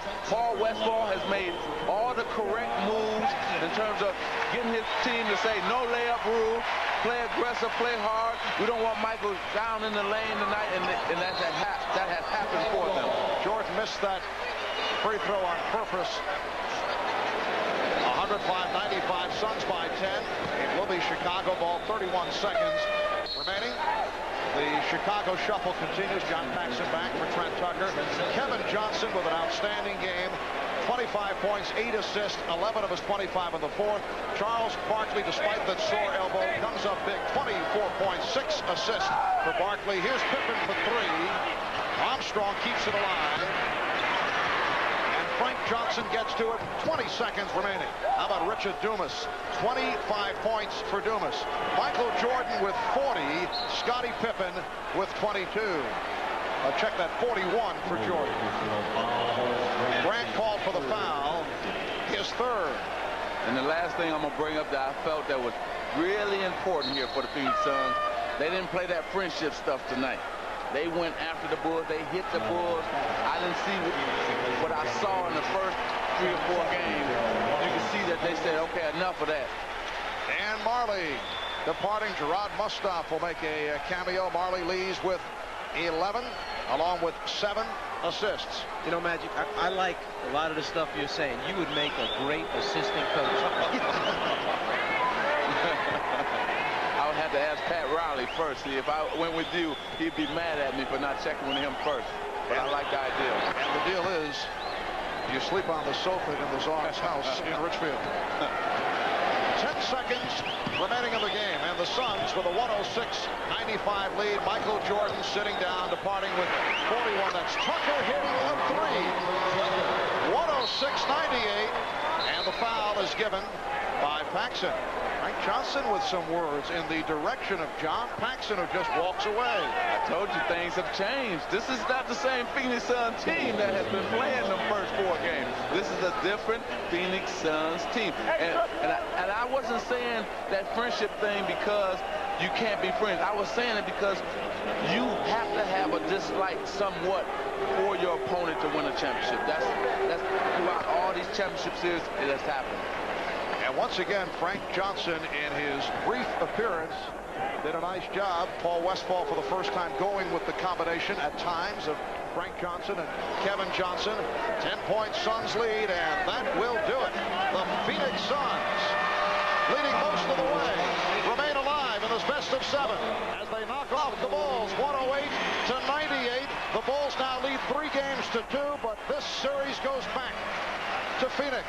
Game 6, Sunday night. Airtime at 7. That's Eastern time right here on NBC. Let's go to Hannah with Phoenix coach Paul Westphal. Paul, the Chicago Bulls came into this game with a date with destiny, but you guys came in hungry, fighting for survival.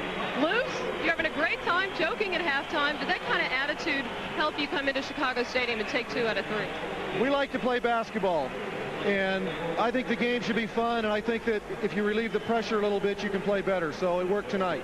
You guys took a big lead early. They came back, but you never really let them take control of the game. Was defense the difference for you guys in this game? We don't play defense in the West. That couldn't have been it. But that's what everyone was saying. That's right. Well, maybe it was an accident tonight, but I thought our defense was great. Michael was fantastic as usual, but he really had to work hard. He didn't get into the paint like he did last game, and I think that not only KJ, but our whole team really deserves a lot of credit for the defense they played. And how much did the experience of the early rounds, the early round against the Lakers in Phoenix, how much did that help tonight? Well, I think it helped a lot. To tell you the truth, that was pressure. Yeah. The first round was pressure. This right now is nothing compared to that. So we're relaxed, and we're playing the way that we can play, and we're glad that we're going back to Phoenix. If we're the best team, we should be able to win 2 games in Phoenix. If we're not, then we'll tip our hats to them. Thanks, Coach. We'll see you there. Let's go over to Majerle. All right, thanks, Hunter. Charles, the other night we were talking, you guys are down 3-1, and you kept saying, it's our destiny. It's our destiny. I believe it is our destiny to win the World Championship. I have believed that for the last year. And I believe in my heart that we're going to win the World Championship. And I told you that. I don't care about being down 3-1. God wants us to win the World Championship. I don't know if I go that far, Charles. No, but I talked to him the other night. But wait a minute, Charles. Now, how do you guys remain so confident? Well, this is our 5th game that we lost that our season was over. But I'm telling you, it's destiny. I don't care what anybody says. We believe that it's our destiny to win the World Championship this year. Had to be motivated by the people here getting ready for a championship. Yes, Chicago. You can take all that wood off them windows. There won't be no riots and things tonight. Might be later, but take all that plywood off the windows. All right, Charles, we'll see you in Phoenix. Thank you, baby. All right, back to you, Marv. Little World Wrestling Federation effect here from Charles as the Phoenix Suns defeat the Chicago Bulls 108-98. And as Charles pointed out, Suns 5-0 now in games facing elimination in the playoffs this season.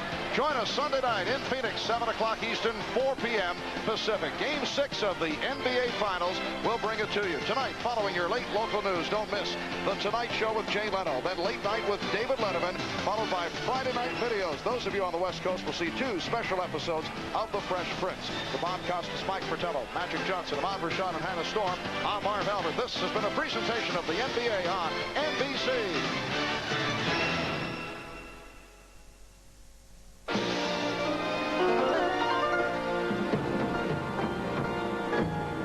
All across the Pacific, they're playing our song. Come fly the airline that's uniting the world. Come fly the friendly skies. In a new world, a new standard of excellence. NBC Sports. America, stand up for Jay. Yeah! Wait a minute, old Clay, I'm Armstrong, and these guys, we all watch Jay Leno. I really enjoy Jay's sense of humor. You should run for president. Standing up for Jay. Jay really moves me. With Wendy's 99-cent super value menu, a small stack of change gets you a big stack of beef. It's Wendy's 99-cent quarter-pound double stack. It's a quarter-pound of Wendy's fresh beef served hot off the grill, stacked with cheese, mustard, onions, pickles, and ketchup. And it's all just 99 cents every day. Johnny, I thought Phoenix started off playing very well and just continued to play very good basketball. They came out of the box. The Bulls were very, very tentative. The Bulls, trailed by, was it 16 points, I guess, there early in the game, just to reverse at game 1. They took the lead. The Bulls finally came back and were able to recapture the lead, but it was too late. But thanks to the heroics of John Paxson, it's good to see somebody come off the bench. John Paxson did a great job. Right now, let's go down to the interview area. Phoenix coach Paul Westphal's already there.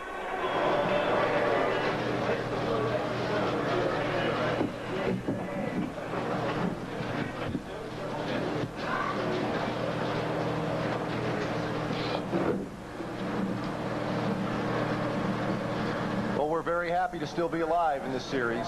Obviously, we had to have this game, and we got it. It was a great defensive performance, as bad as our defense was last game, and I thought it was terrible. I thought it was just fantastic today.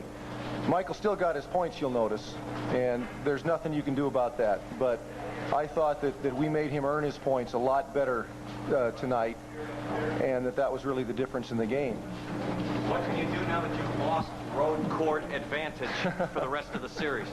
Well, that's a great question, and I really believe if we're the best team, that we should be able to win 2 games at home and prove it. And if that's what we played the whole season, it's to get the home court advantage. Let's just pretend like everybody held serve and we're going back home. That's the way we're looking at it, and we're figuring that that's an advantage. If we can't win 2 at home, we don't deserve to be the world champions, and the Bulls deserve it. But we're glad that the games are on our court, despite the fact that we've lost 2 already.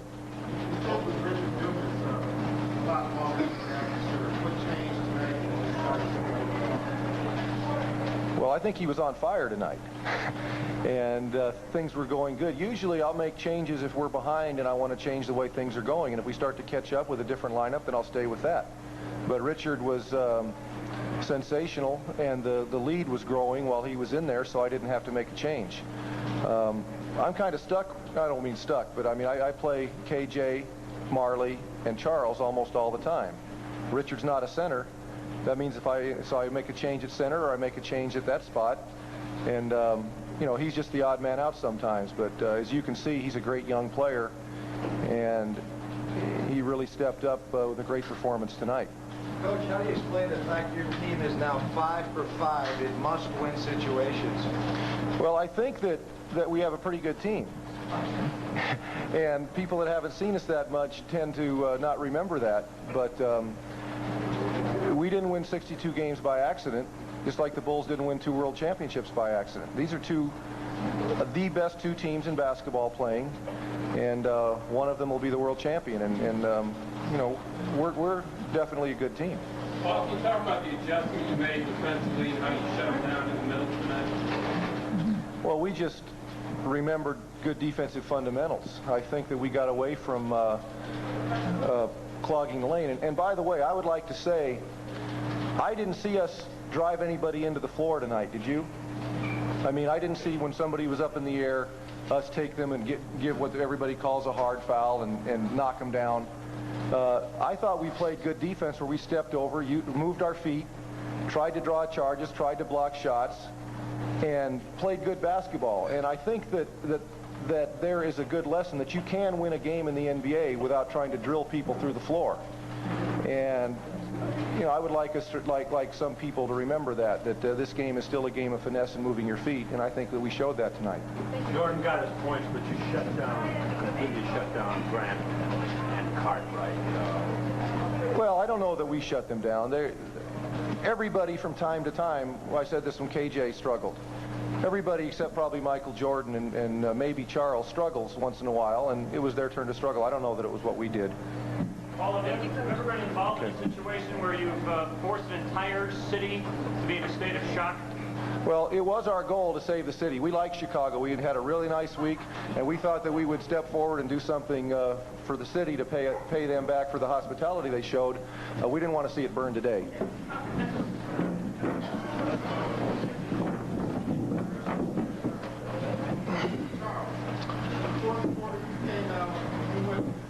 Every individual Bulls player, and you said something to them.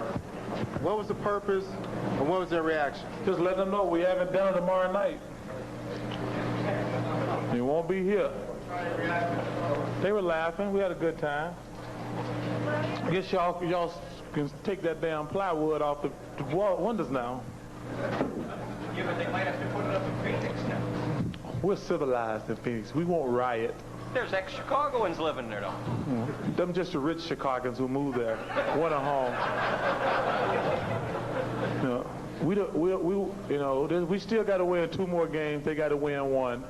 It's gonna be a tough series. But I tell you what, it's funny when you see the mayor and everybody get on TV talking about don't destroy the city. I told the guy, let's don't play the game. Let's just get back to Phoenix in time for happy hour. You know. You don't blame them for taking precautions, though, do you? Just in case you guys might have slipped up. Well, I think the putting extra policemen out there, National Guard, whatever, would have been fine. You're boarding up windows and everything. I think that's kind of. I'm walking down Michigan Avenue and I don't see anything in the stores. I was starting to get worried there for a second. I ain't thought I was back in the neighborhood. Hey, did that motivate you guys when you saw all those preparations? You say, hey, look, they already got us losing? I think it's no question. I thought it was funny more than getting us motivated. I mean, we're not, listen, this is our 5th game that our season could end. We are pretty much immune to the situation now. Charles, you had 3 guys with 20 or more points in this contest, and plus you did a good job of shutting down Grant on the board. Well, I think you guys were giving them all the credit for guarding me with 1 man in game 1. Well, in game 1, I just missed shots. If you ever try to guard me with 1 guy again, I'll get 20 a half. So in the second half, they doubled me every time I touched the ball and I didn't score. And I did a good job of picking the defense apart. But you guys were all riding on coattails after game 1. I got great shots in game 1. I just didn't make any. But ain't no one player can guard me, and y'all can write that down. I missed some shots in game 1, but they can't guard me with 1 guy like y'all would like to believe. So they doubled me every time in the second half, and I was able to pick guys out, and Kevin made some plays when I got him the ball out of the double team. Charles, Magic Johnson has talked about you have to hate your enemy to be able to beat them, but you guys have transcended that to also enjoy this series. Well, I think that's bogus. You know, come on. Yeah, you shouldn't hate anybody.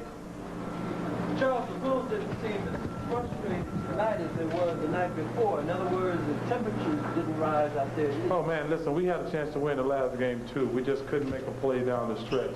But tonight, you know, we just didn't let it get like that. So,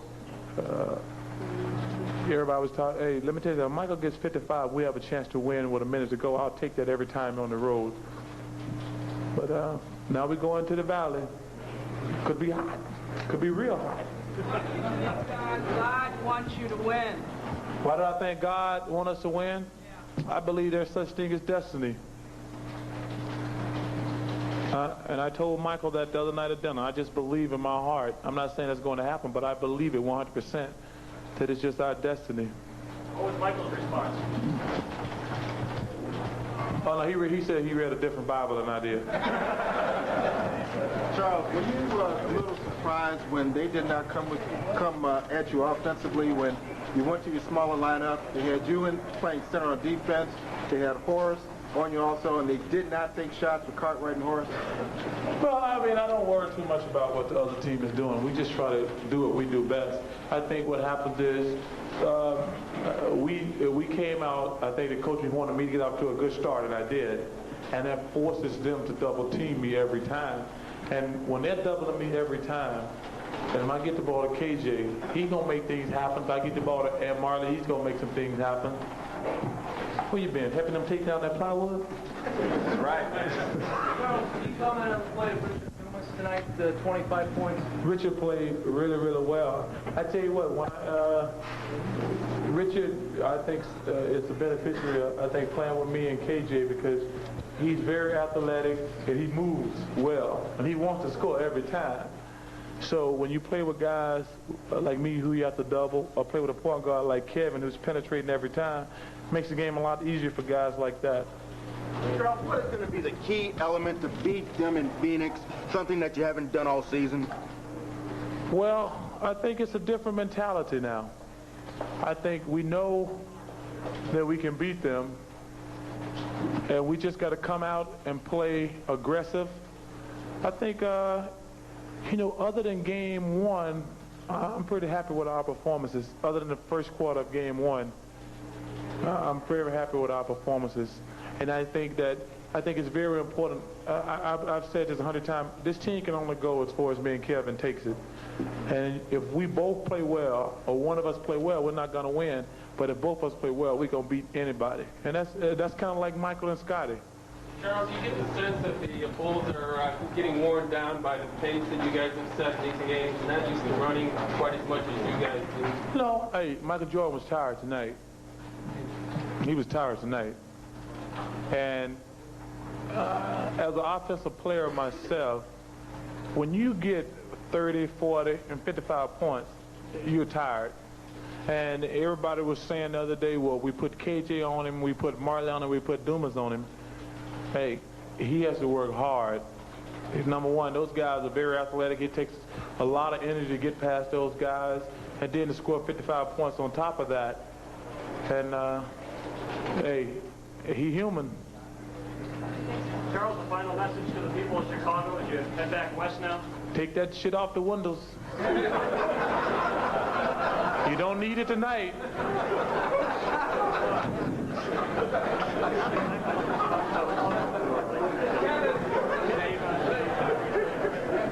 Kevin, you're up 16 points. The Bulls come back and take a 3-point lead. But did you feel with the way you had defended him up to that point that you were playing a much better game? We felt without a doubt we were playing a much better game, and we got up 16, and we really felt we were playing at our tempo. And Paxson it was 3 for 3 the first half with 3 3-pointers, and that's 9 big points. Had it not been for those shots, we felt good about the way we were playing. So even though we lost our lead, we felt things were okay, and certainly in our favor the way the tempo was going. Do you feel like you've exposed some of their weaknesses in terms of their bench, in terms of scoring at center? Well, I don't know, what we were trying to do as far as exploiting their weaknesses, but certainly we felt that all year long our bench has been one of our biggest assets, and our depth is something that we hope will really play a factor as this series goes on. Kevin, why did you find the middle so easy to drive, and it seemed like there was no front line for the Bulls going down the line there? Well, I don't know if it was easy. It may have looked easy, but it didn't feel easy. I just think when you play a team enough, pretty soon you start finding things that you can do against them. And I didn't think the first 2 games, for me personally or our whole Phoenix team, was going to be indicative of the series. And that's why you want this series to keep going on, because you can pick your spots. And you see us do different things in this ball game that we didn't do in the previous games. If you guys feel you played tonight, will that be a good enough Sunday? Do you think they're going to be that much better? You're going to have to turn it up even more. I think we can turn it up even more. We have to worry about what we need to do. We had a goal when we came to Chicago, and people didn't think it could happen, and that was to win 2 games. We did that. We're going back home 2 games, and we haven't won at home yet, and we're looking forward to that, and we feel that are very good. Kevin, was this attack you guys have had this whole series? I think we really had the floor spread very well, and we got some big contributions from Oliver Miller. He didn't show up maybe big and heavy in the box scores, but he does a lot of little things out there that really make our team that much more effective. Charles said that Michael looked tired. Could you sense that? I'm not saying anything about Michael to get him upset as he comes to Phoenix. All I know is he said he wasn't coming to Phoenix, so if he doesn't come to Phoenix, I think the series is over, that's for sure. Kevin, calling the regular season now, the Suns have won 3 of 4 here in Chicago. What's been the key playing here in Chicago? I don't know. I just think all year we've been a very good road team, and because we don't take, we know it's a huge challenge to play on the road. I don't think there's anything, profound about it. We just go out and play hard, and sometimes at home we rely on our home court to win ball games. Kevin, could you talk about the importance of rebounding tonight? Going into Game 4, Paul Westphal talked about how important it would be. Tonight, you actually controlled the boards, which allowed you to run. Well, we felt there was 2 things that were really important for us to win this ball game tonight, and they were both on the defensive end of the court. One is that we really had to step up and clog the middle and not let Michael Jordan just get straight past to the basket. When he does that, he does it easily, he gets people in foul trouble, and it just really puts us at a disadvantage. So the big man in our front line really stepped up well today. And in the other area that you're talking about, the rebounding with Mark Rust and all the other big guys, Dan Marley did an exceptional job on the rebounding end of the court. It was something that we needed to control if we had a chance. All right. Kevin Johnson tying Richard Dumas for Phoenix scoring honors with 25 points. KJ with 11 of those 25 in the 4th quarter. Suns take 2 of 3 in Chicago, but the Bulls still lead the series 3-2. Suns win Game 5 tonight.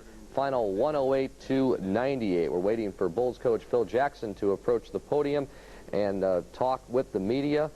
Phil obviously concerned about losing this game in Chicago. Is now normally have to go to Phoenix and win 1 of 2. Well, he has reason to be concerned, and I'll tell you this, it's the law of averages that Phoenix is due to win a home game.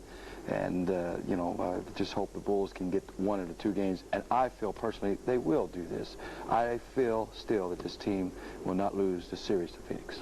How tough is it going to be to get on that plane tomorrow and get rejuvenated? Because really the Bulls thought it would be over tonight. Well, there's a point that Charles Barkley made. I thought the Bulls were tired at the end, but they'll be ready. This is a 2-time world champions, and they should be ready, and they will be ready, I guarantee you. But it would be a little tough for this flight over there tomorrow.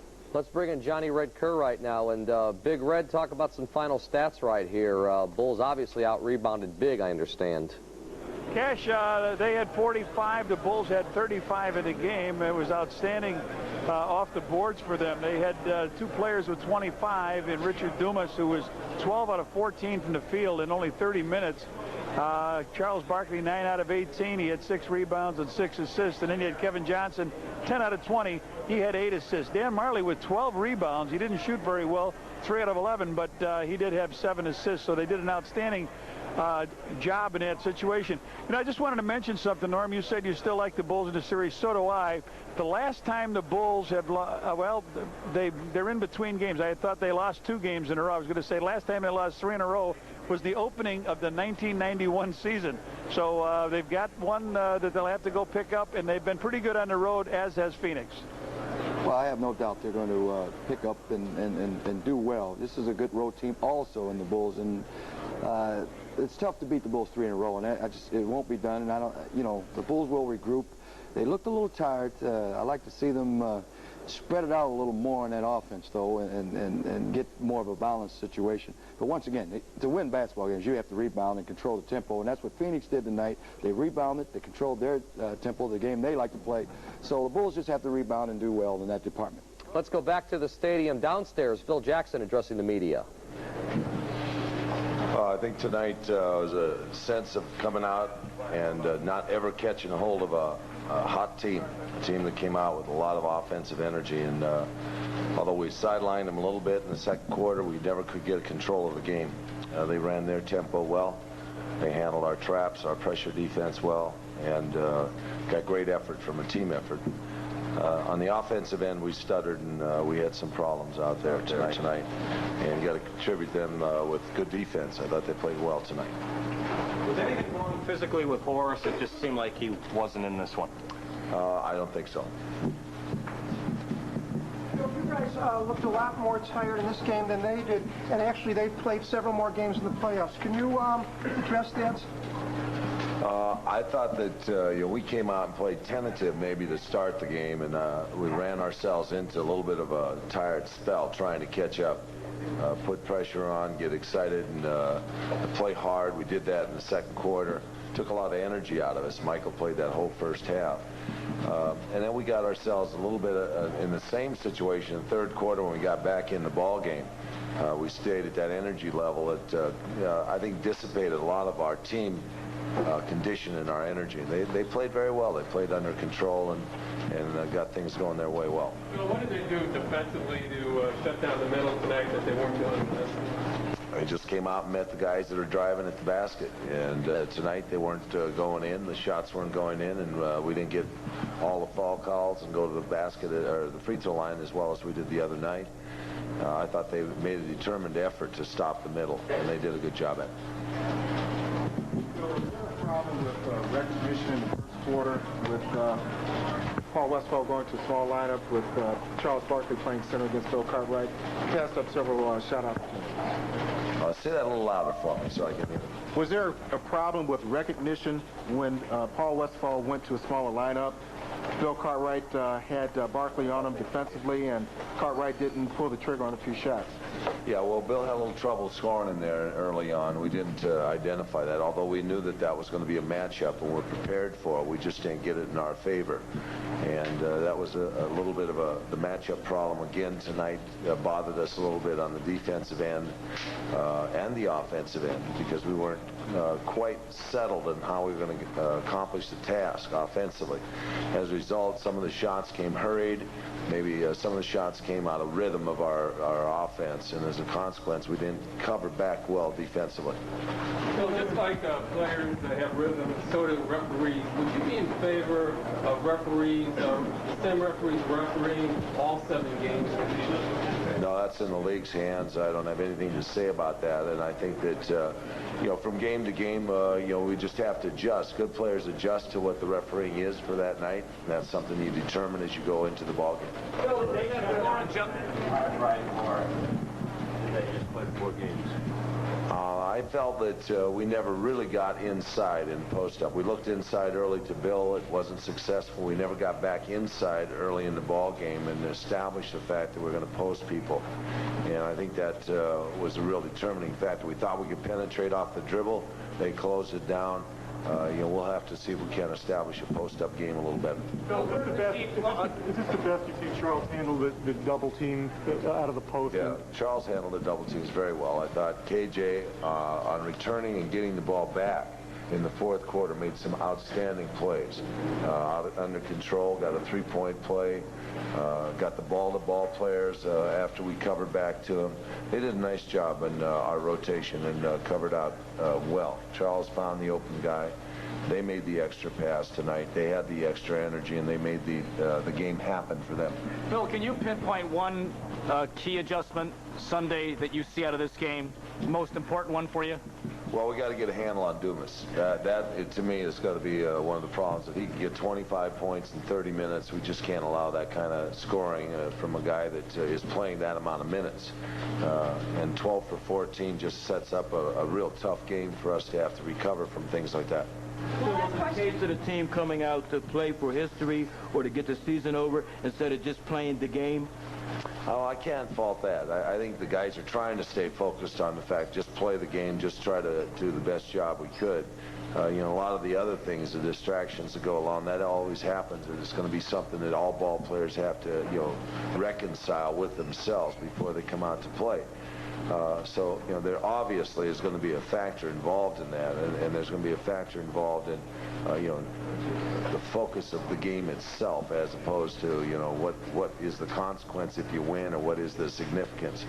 So we got 2 more games. Go back out and give it a crack at it. All right. Phil Jackson obviously very concerned. The Chicago Bulls losing Game 5 by 10 points. And here is Michael Jordan. 41 points tonight for Michael. Michael, can you talk about the adjustments that Phoenix made defensively tonight that basically shut down the middle that they hadn't done in the last game? Well, we felt that they would shut down the middle, you know, cut down our penetration, whatever. That hurt them last game, you know, with my penetration and all. You know, we really didn't have lanes to penetrate to or through, which is, you know, credit to their defensive adjustments. And, you know, we really did not seem fluent in our offense. We seemed totally out of rhythm all evening. We just didn't have the punch that we normally have offensively as well as defensively. And you got to credit Phoenix for the approach that they came into the game with, and the execution to their offense and defensive approach to us. And they certainly rattled us, and we didn't do the necessary things to get the win. Michael, were enough of the guys ready to play this game, in your opinion, from the beginning? Well, yeah, I think that's the difference between you guys and us. You guys will never know what it takes to play in a game like this. I think that sometimes the desire, the heart, the energy, you know, is there to achieve, but the body and the mind doesn't really act as one, you know, and I think that was the case tonight. I think everybody was very determined to win. We wanted to win, but when we thought that we wanted to do the necessary things to win, our body didn't react the way that we wanted it to, and we were a step slow. Our reaction was very, very slow, and it showed. You know, and you, as bad as the press may rip us tomorrow, I think the effort that, you know, these guys had in their hearts is to go out there and lay that 110% on the basketball court. It just didn't happen tonight, and you got to accept that. We have to accept that every night it's not going to be everything in your favor, everything going your way. I know Horace Grant is probably feeling the worst of all of us, And I know he wanted to win as bad as all of us, but he did not play the way he wanted to play. And that's, you know, that's something that Horace shouldn't hang his head low. He should hang his head high and say, hey, it was a bad game. Shake it off, come back in Game 5 and, you know, Game 6 actually, and try to, you know, redeem yourself. Michael, considering all the anticipation that you had, your teammates had, and the city had, how disappointed are you that you didn't win tonight? You know, I would be lying if I said we were not disappointed, because we could not accomplish the ultimate goal here in Chicago of winning a third title. If the city expected us to, we expected ourselves to, we prepared ourselves to win, and we all were disappointed. You know, that's a part of life. You know, we just have to shake it off. We got 2 more opportunities to try to make this thing happen. You know, when we're looking at our first opportunity on Sunday, you know, we just got to gather our minds together and gather our energy that we, you know, hopefully still got left, and put it into each and every game and try to make this thing happen. Going to Phoenix, were you going to the basket, getting hanging around and not coming up with anything even thought? Well, I mean, yes, there was a lot of calls questionable, and I don't think it's, you know, from a player standpoint, I don't think I should stand up here and whine about why I didn't get calls or the calls that I should have got. We made the effort to go into the hole to try to get calls and try to break the defenses down. And we did not get the calls that we wanted to, and you know, it's going to be that way. I mean, it's not the first time it's happened to us in the playoffs. So we have to play above that. We know that coming into the game, that we have to play above the 3 referees that's out there. You know, we have to bind together and still, you know, overcome all the calls that we may not get. Mike, when did you realize? Excuse me? Is that your private party that cooked for your restaurant? No. All private parties at my restaurant was, you know, from my standpoint, was canceled. You know, and that was not due to, you know, what happened in this game. You know, it's because of the safety of the city. We felt that, you know, it would be very hazardous to that area because of the fans and all the hype that might have happened in the course of us winning. I was aware that the investors may have a party there, and you know, that was an investor's you know, opportunity. But from my standpoint, I canceled my private party there. Yes. Michael, would you say the pressure goes back on Phoenix, even though they won tonight, that they haven't beaten you in their home in the 3 games you've played? Well, you can say that, but yeah, I think they're still confident. You know, coming here and beating us 2 out of 3 games, you know, they have to have some confidence. Going back in familiar surroundings, you know, that's a big plus for them. You know, we still got a game up and still a game away from actually winning this, so they still have some pressure on them, but they must be a little bit more confident than what they were when they came out of Phoenix.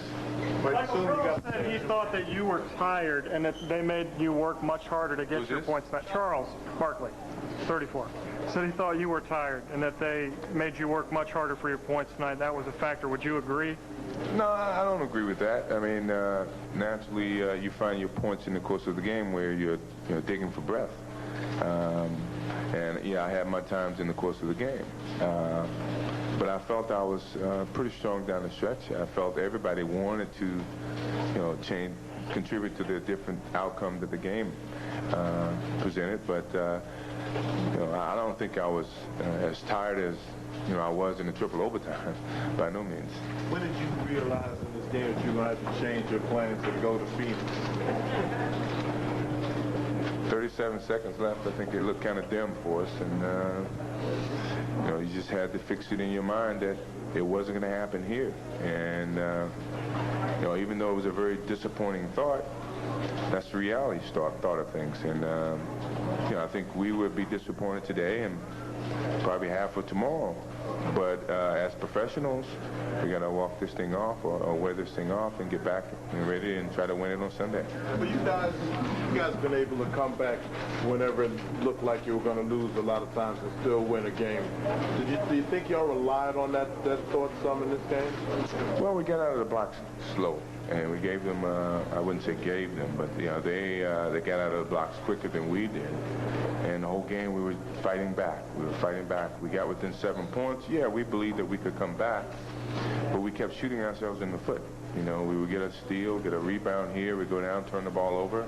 You know, I was a culprit of it. I think other players were a culprit of it. But, you know, that's the way things happen sometimes. No matter how bad you wanted to win and you had your opportunities, you know, we just botched things up. And, you know, you just have to accept that. Can you win next time, Michael, without Horace being involved in the offense? Yeah, I like to think that we can win without a key player not productive, but yeah, the question is, do we want to? I don't think we want to. I think we are a much better team when Horace is productive, and hopefully he can be, as well as everyone else in Game 6. But it puts the strain on a lot of other people when, you know, one guy or, you know, a major guy like Horace or Scottie or myself doesn't play up to his capability in the productivity area. Michael, Charles earlier said that he believes in his heart that the Suns are a team of destiny, and that he told you that. He's been telling me that crap ever since he's been here. What's your response? I mean, he's got a different destiny than what we see it. You know, we're destined to win as much as he's destined to win, and right now we got the one game up. So, you know, I don't think any player is going to be in a position where we are right now and think they're going to lose. I mean, Charles is a very positive thinker, and so are we. And I understand his positive thinking, but we're here to say that his destiny is to have a long summer thinking about what he should have or would have done. Have you been surprised by Richard Dumas' play? He's really hurt us. You know, today he shot 12 for 14. That really hurt us. He made every shot that he had to. He shot on the perimeter well. He, you know, went inside and did a job on us. So I think our focus should turn to him a little bit more and try to contain him as much as possible. All right, Michael Jordan with 41 points, leading all scores. A very balanced game for Michael, including 12 in the third quarter, 12 in the fourth quarter. The Bulls losing, though, Game 5 of this best-of-7 series, 108-98 to the Phoenix Suns.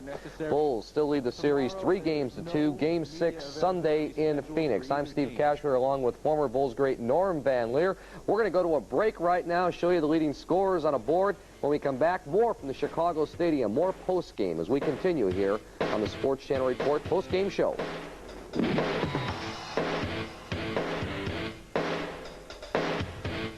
Transportation for Sports Channel provided by Imperial Limousine. For professional luxury service at affordable prices, call 524-0737. Right now, you can make a decision that can save your company hundreds of hours and thousands of dollars.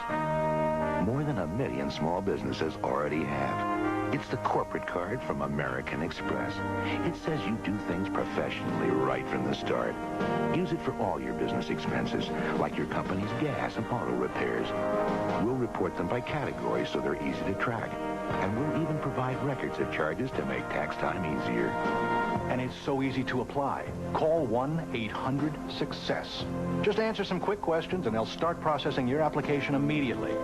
As your company grows, every card member can share benefits like accident disability insurance, savings on hotels and car leasing. So keep on doing what you do best and let the corporate card do the rest. Call right now. Just say you want the corporate card. That's 1-800-SUCCESS, the corporate card to your success.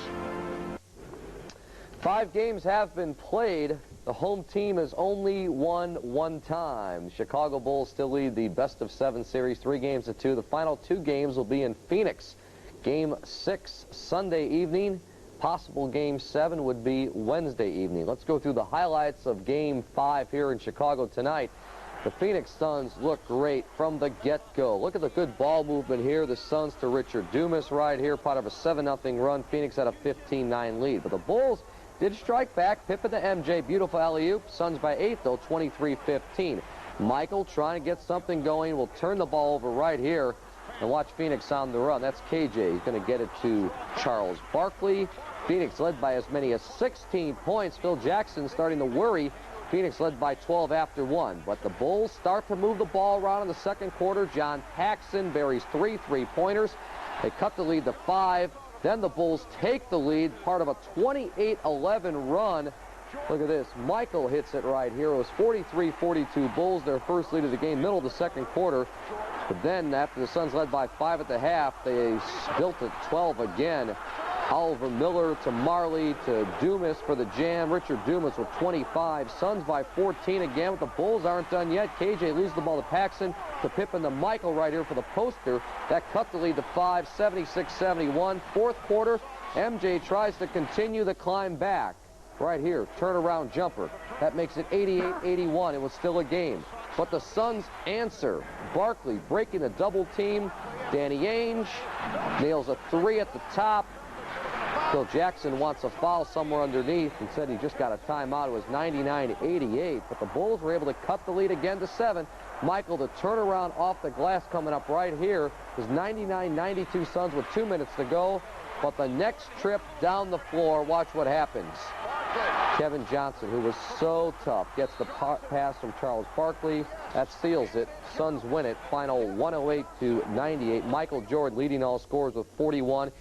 Richard Dumas, Kevin Johnson, each with 25 for the Phoenix Suns. Charles Barkley with 24, and Dan Marley with 11.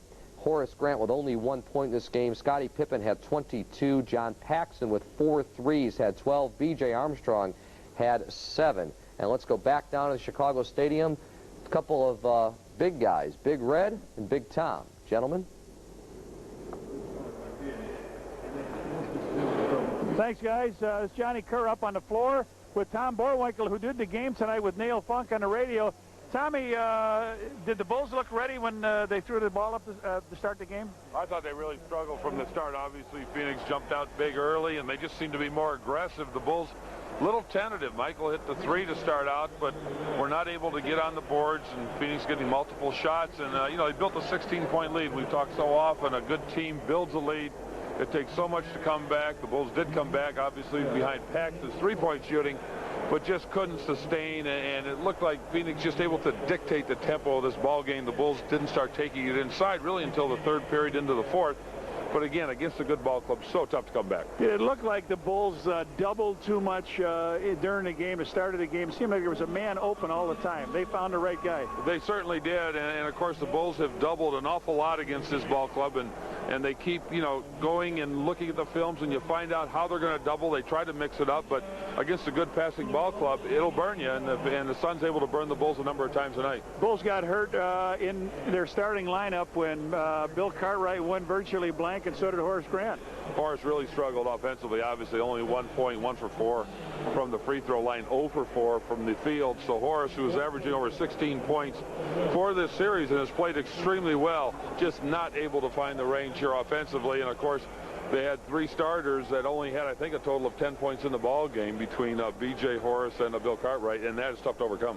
Richard Dumas, what are they going to have to do about him? He starts off, you could put down 10 points in the first quarter. It's an amazing performance by Richard Dumas tonight. The only thing happened differently, Paul Westphal played him longer tonight. You know, Dumas, as you say, has started out every game extremely well. But he comes out, he sits on the bench, and he just plays small spurts after that. Tonight, Paul Westphal stays with the young man, and he responds extremely well. And again, that is something the Bulls will have to contend with. You know Charles Barkley's going to play well. He always plays well in big ball games. Richard Dumas, you'd like to think you could keep him to 10 to 15 points. Not so tonight. All right, the Bulls have to go to Phoenix now and win 1 out of 2 games there, and it'll be all over. Let's go back to the studio. All right, Big Red, thanks a lot. That's Tommy Borwinkle, the former teammate of Norman Van Leer. What was his nickname? Big Daddy Wink. Big Daddy Wink. Where'd that come from? I don't know.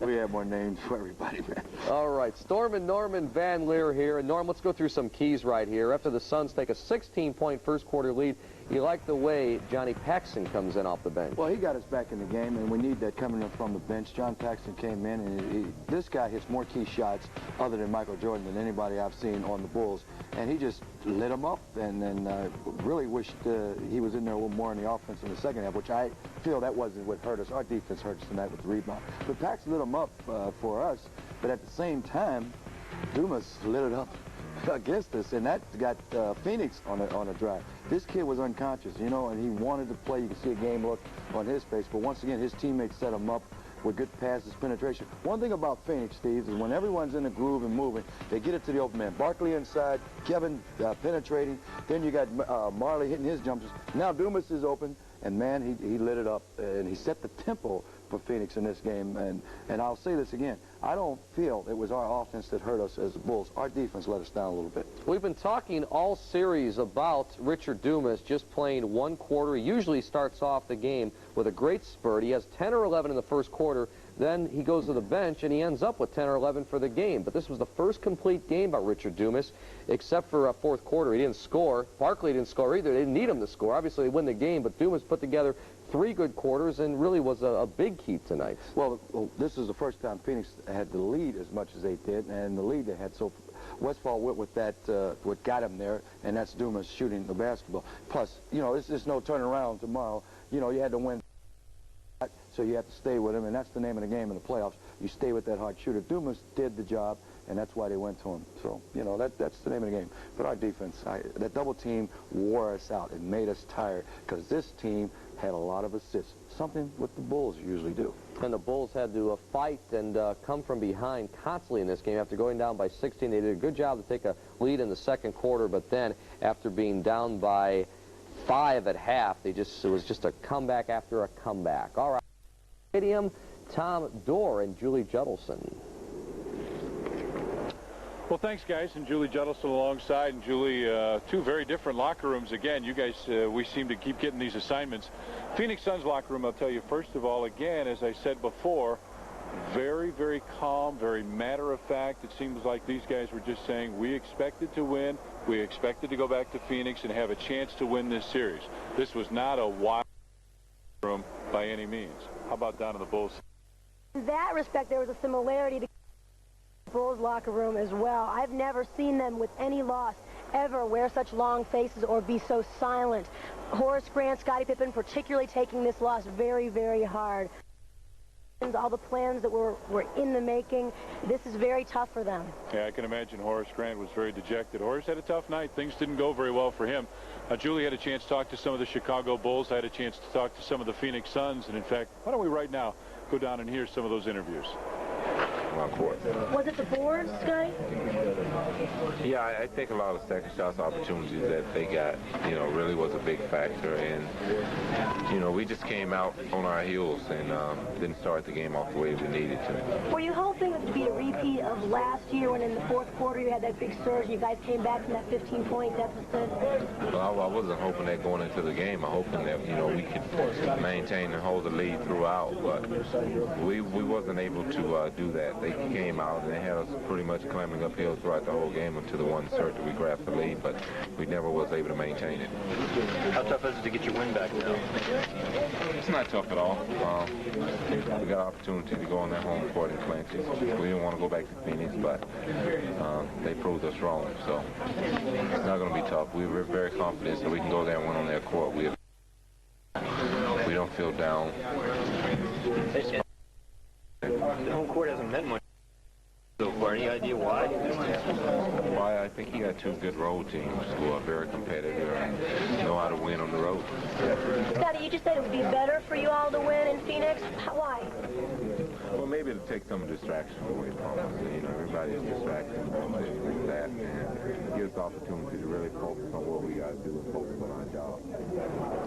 Scottie Pippen with 22 points, and he brings up a good point. The Bulls now 3-0 at the America West Arena. They won once during the regular season and twice so far in the playoffs. We're going to take a break, hear from more Chicago Bulls players and also some Phoenix Suns in their locker room right after this. Stick around, folks.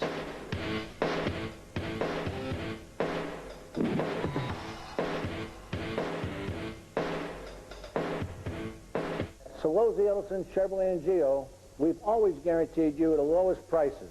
Now we can offer our customers another way to purchase a new Chevrolet. It's the new, smart way of buying a car. This is not a lease. For example, this new Cavalier with automatic and air for this low monthly payment. Or this new full-size Chevrolet pickup with automatic at this low monthly payment. At Solozzi, Ellison, Chevrolet, and Geo in Elmhurst at York and Roosevelt Roads, where you always save more money. There are 2 ways to put a movie theater in your home. You could build one,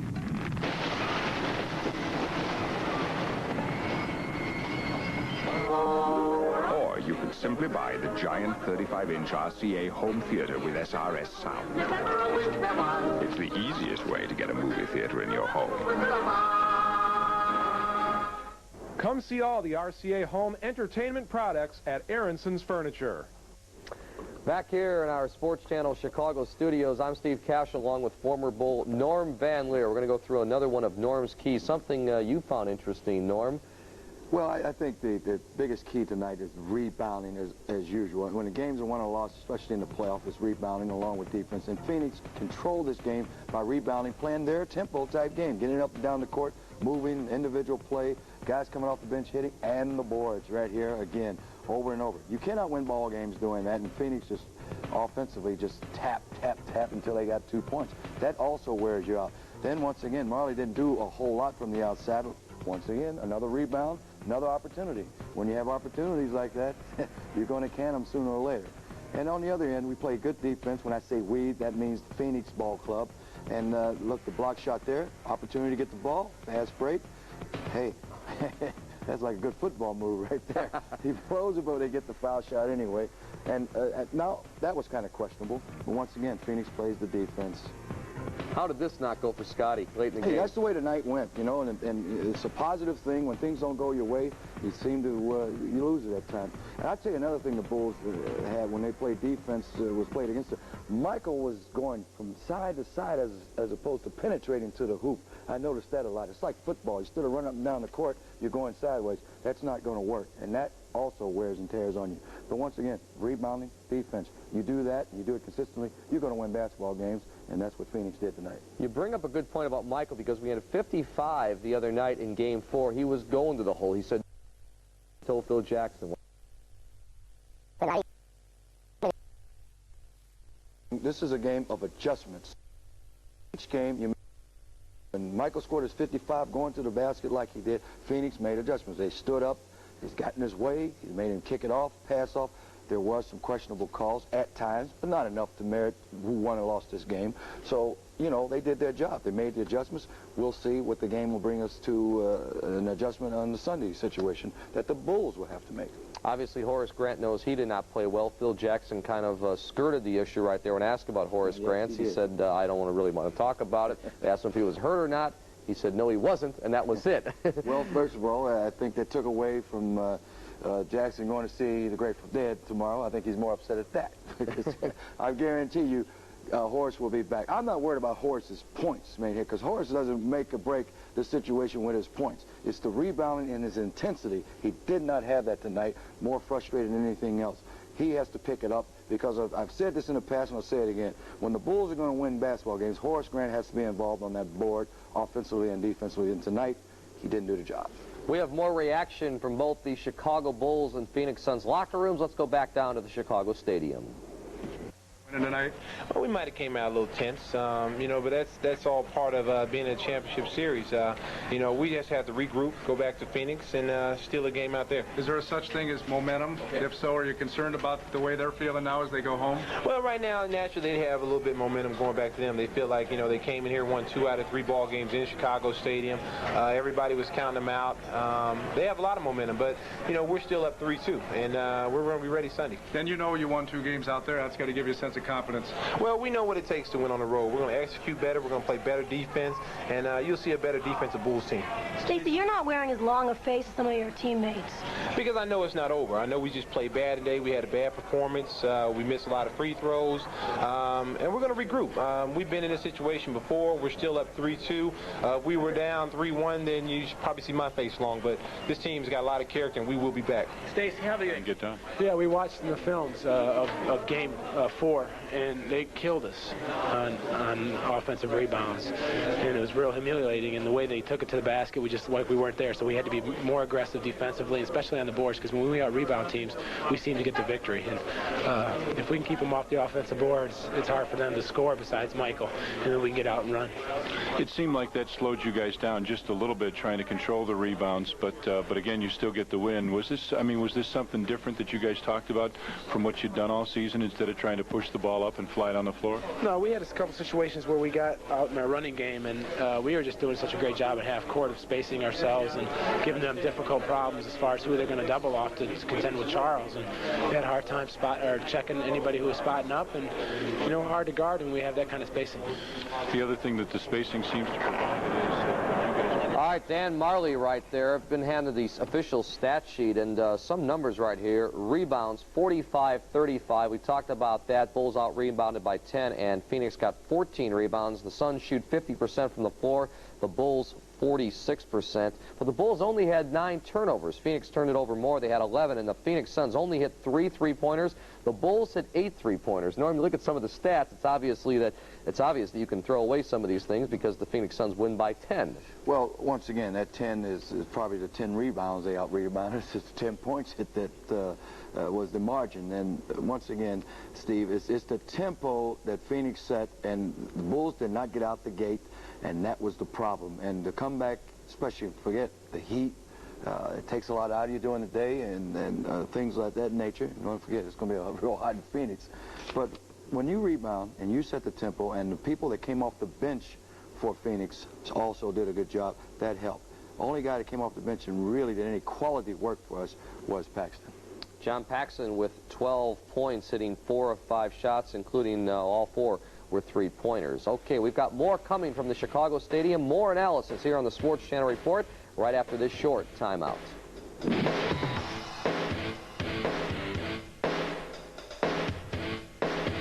If you want a real car value, get into the special edition Buick Regal. Value priced at just $17,999. Of course, there are some things you don't get. You don't get a small engine. You get Buick's biggest V6. You don't get ordinary brakes. You get anti-lock brakes. You don't get cloth. You get plush leather, plus air, remote keyless entry, full power, and the car ranked best in class by J.D. Power. The special edition Buick Regal. Drive it away today for $17,999. Because if you don't hurry, you just don't get it. All sports, all night. Sports Radio Nightly, 103.1 FM. When the sun goes down, the sports come up. 9 p.m. every night. From American Sports Network, America's #1 sports talk radio. Get all the scores, hear the big names live from across the country.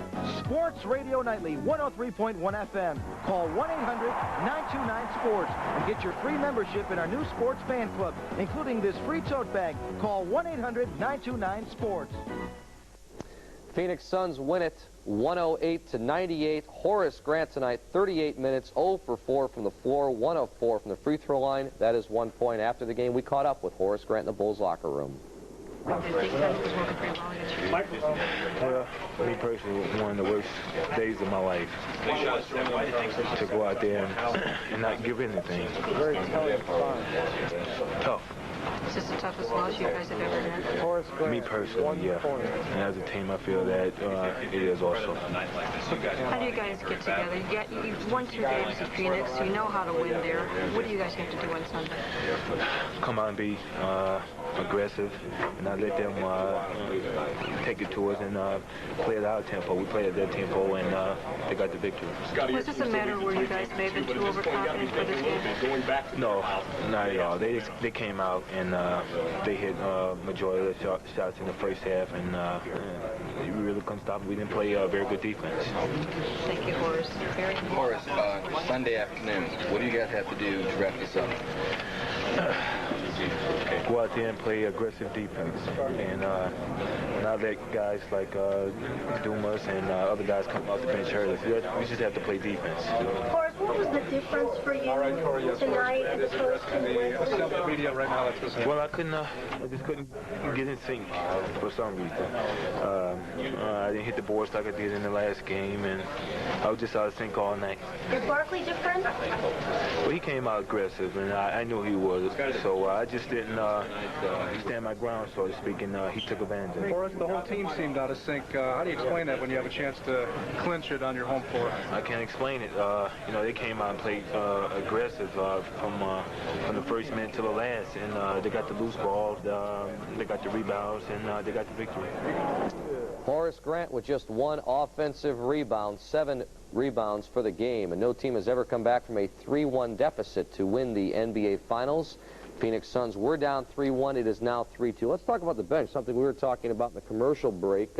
You said Horace did not have the great game, so someone from the bench needs to step up. Well, usually that's the case. You know, when you're a championship caliber team and when you're a winning team, when someone's down and not having the game that they usually have, someone usually comes off the bench and steps up and will do the job. I haven't heard mention of Scottie Williams' name all night on the boards and things of that nature, Cartwright. So it's not just Horace. I know he's down right now, but he comes and he gives an effort.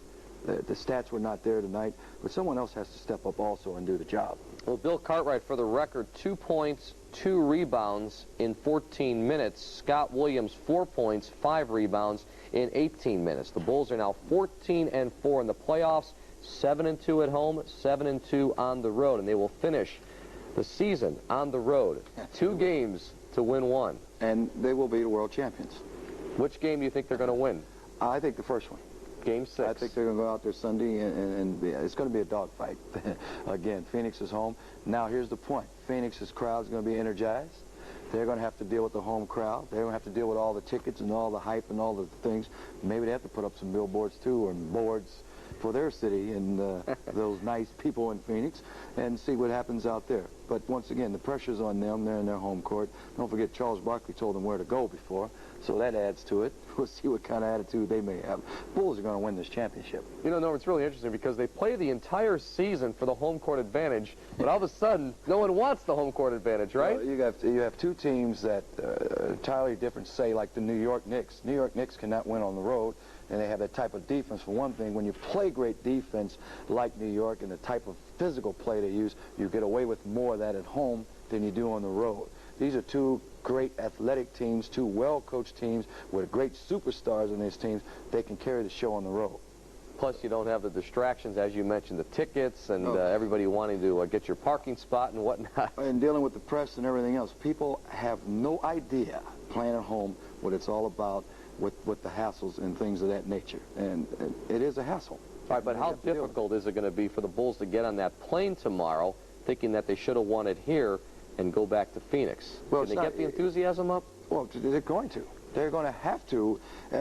Steve, they will get up. They know they didn't do the job. They're professionals. They're 2-time champions. They will get it in order. I guarantee you, they'll probably watch film all the way there. The name of the game right now is adjustments and people stepping up, doing their job, and focusing on what's going on. And the bottom line, Chicago people, Phoenix just outplayed us. In Game 5, but there's still 2 to go. Bulls lead the series 3-2. Back down at the Chicago Stadium, Julie Jettleson. Jules? Steve, tough last home game for the Bulls with the champagne still on ice. This game had so many reminders of clinching games in the past. Paxson hits all those threes just like in L.A. in '91. Then this big surge they were looking for like last year against Portland in Game 6. They're down. They just can't come back. Now they have to look for more momentum going into Phoenix, but Phoenix has other plans, as Tom Dorr heard from Danny Ainge. You know, I think that the biggest motivating factor is we're facing elimination, and everybody knew how important this game was. I think you guys really rebounded a lot better tonight. Anything in particular you did? No, you know, we've just been, the last 2 days after Game 4, we've just been dwelling on that, the importance of that fact. And, you know, for some reason, it hasn't clicked in, as we've talked about it the whole series. But when we watched on film and how embarrassing that really was in that game in particular, it just looked like our effort in that area was a lot better. Particularly Dan Marley did a great job on the boards tonight. He was going back and getting in the paint, and he was the difference for us in rebounding, I felt. What about defense? You guys did cut Michael off several times, tried to keep him away. Did you guys do anything in particular? Did you talk about trying to concentrate on one thing? No, other than we want to get back in transition. Michael in Game 4 was able to take advantage of the seams in transition when our big people were not back in the paint. And we wanted to make sure that we got back in the paint in a hurry and just, you know, had it so clogged up that he wouldn't even attempt that drive. And the few times he did, there was a big body there in front of him and made him dish the ball off. Like you talked about, it opened it up for a couple other guys. B.J. Armstrong had some open shots and John Paxson hit some. Is that a concern for you guys, or do you concentrate on exactly the same thing in Game 6 and 7? Yes, you know, again, if we're going to concede something, we want to concede a jump shot. We do not want to concede a lay-in at the basket, which we did in Game 4. So, yeah, they're going to get some open shots, and you know, they're going to, tonight they made them, you know, Paxson made all of his, and that hurt us. That kept them in the game, but it's still better than the alternative of giving up lay-ins. Kevin Johnson had a tough game last game until the fourth quarter when he started to roll. Did that give him and you guys a little bit of confidence, that fourth quarter, by him especially? Well, no, I think that the confidence came in the first quarter tonight. I think when KJ came out and hit some jump shots, and Richard Dumas played well, I thought that those two guys were the key for us in that first quarter. It set the tone for the rest of us, and you know, those two guys were the difference. I thought that first quarter set the tone for the whole game.